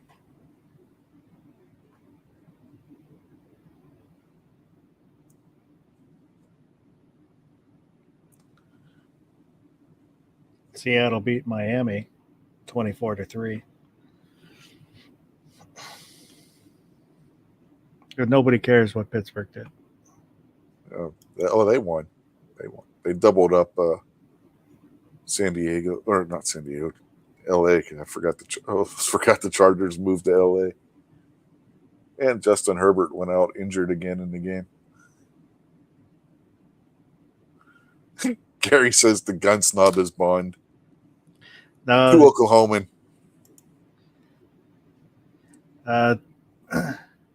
What's the name of the in Goldeneye? Was it Goldeneye? What the character comes up in multiple movies and is always played by different characters. CIA guy. Oh, Felix Leiter. He would be more of a Felix character.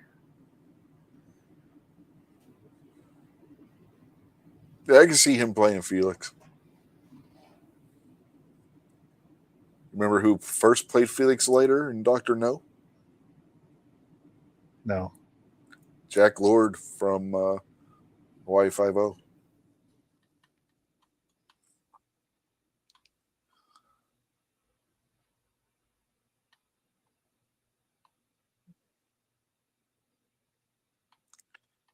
And Dr. No didn't have a single gun that was the right gun. Bond's PPK was actually a Walther PP, and in some scenes was either a high power or a 1911.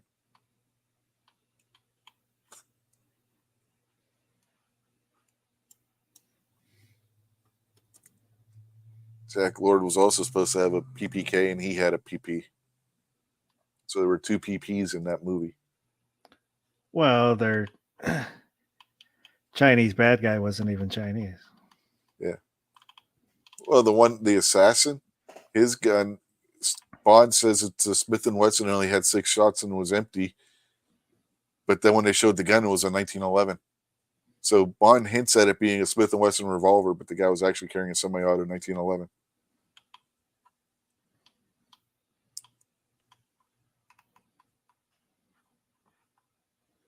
So I was asked, was The Rock a James Bond movie? No. It fits in the timeline. But it did have Sean Connery. There's a deep dive into it.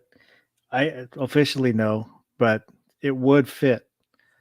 Yeah, it could have been. Bond brought in as a consultant. It could have worked, but wasn't Connery's character like a terrorist or something? IRA member or something like that?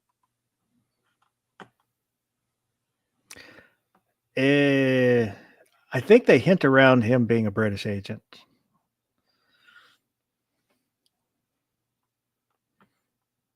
It's been a while since I saw The Rock, and I didn't really like it. Thought it was okay.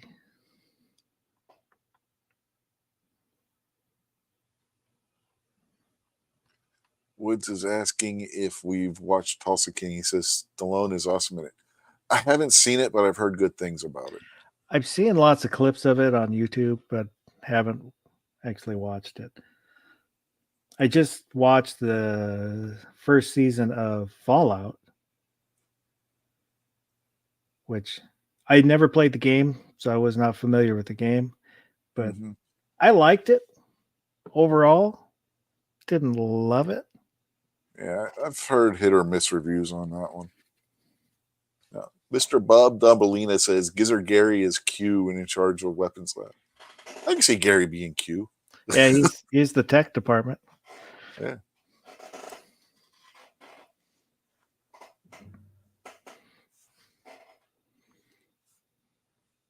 Mr. Bob Dombolina in reference to the Gary thing. Egg grenades, the brown ones are smoke bombs.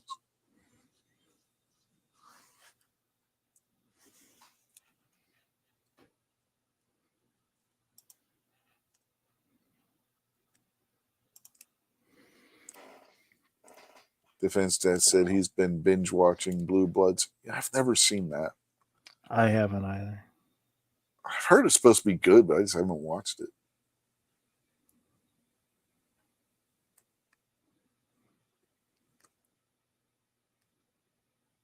Oh my God! Speaking of that series, did you see where New Kids on the Block are going to be having a residency in Las Vegas? No. The only reason why I even bring that up is because one of the members is on Blue Bloods, Mark Wahlberg's brother, whatever the hell his name was, or is, I should say. But yeah, I saw a headline when I was going through the news earlier today on my homepage. New Kids on the Block get residency in Las Vegas. I'm like, yay.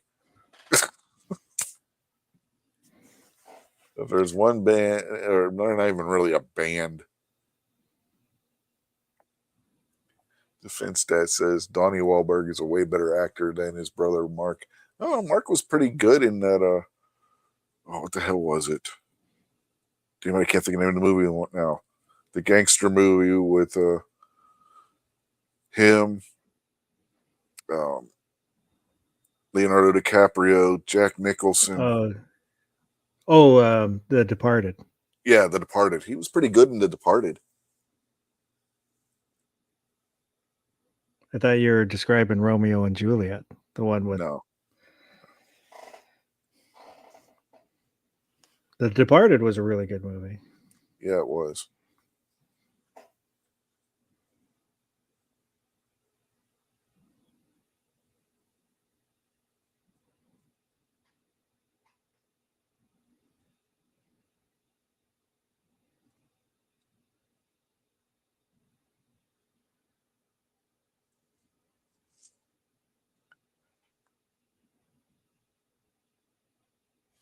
Problem with Mark Wahlberg is he can't get over that Boston accent. He has it in every movie, no matter who he's playing and where they're supposed to be from. They have a Boston accent. Not a strong one, but enough one where you can hear it. When he was on Top Gear, and Jeremy Clarkson asked him, "Are you the first action hero with a side part?"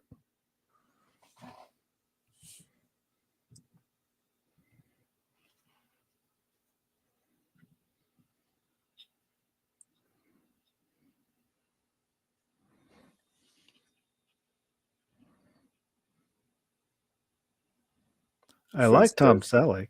Oh yeah, Tom Selleck's a good actor.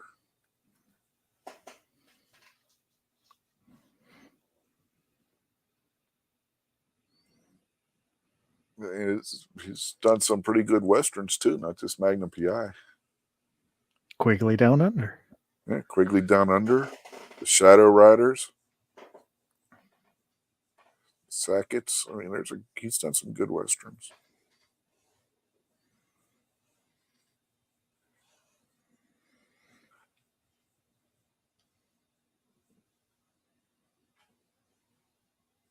Which Selleck was going to be Indy originally. Yeah, I think his Magnum PI contract interfered. About the time they would have been making that's when Magnum PI was shooting the first season or some shit. What was that movie that he was in? He had the biplane.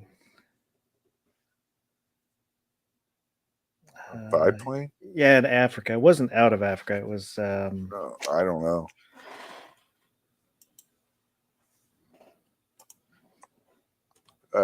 Defense Dad brings up Runaway, the one with him and Gene Simmons, where Gene Simmons is a madman killing people with robot spiders. Yeah, that's one G Webs likes to talk about every now and again. Wasn't the female leading that the chick from RoboCop? I don't remember.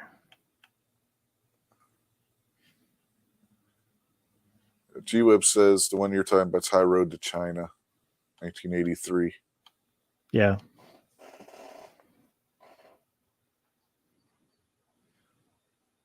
He also says yes, so I'm guessing he's talking about what I said about the chick from RoboCop. And 1941, she was in that too. Hollywood.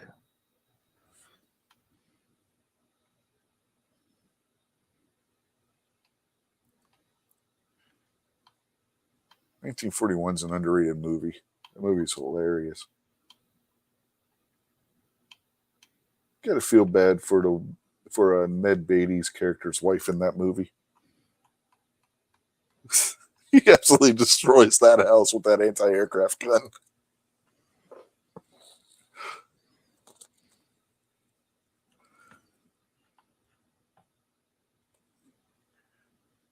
"2217 Kansas City."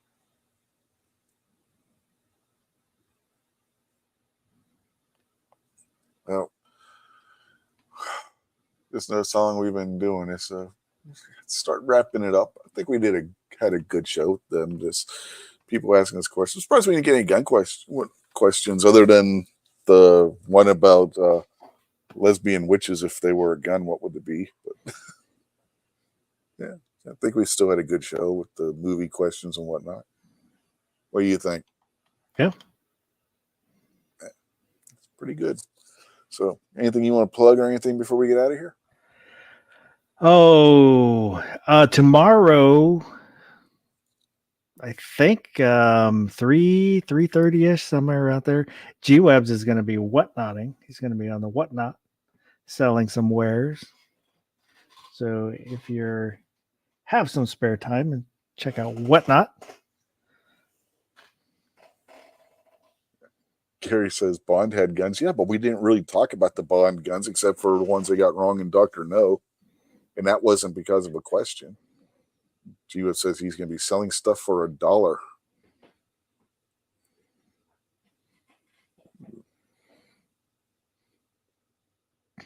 Crazy G Webs Emporium. Uh-huh. Everything's $1. Everything's got to go. Yeah, but remember what happened to Crazy Eddie?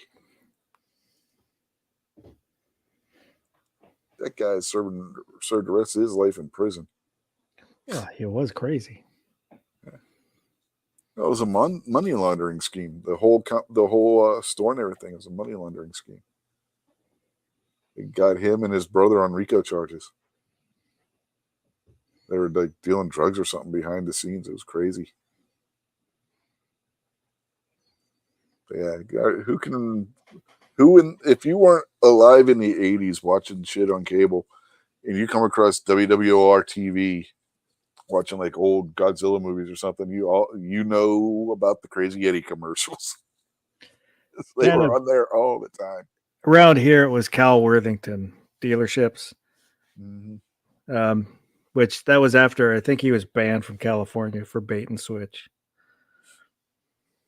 G-Web says this can't be a scam. He doesn't have a brother. Okay. On that note, we will bid y'all adieu for this week.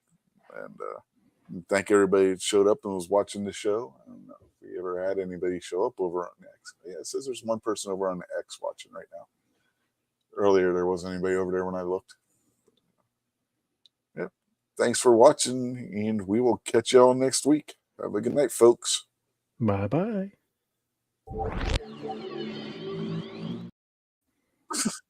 I played the wrong one.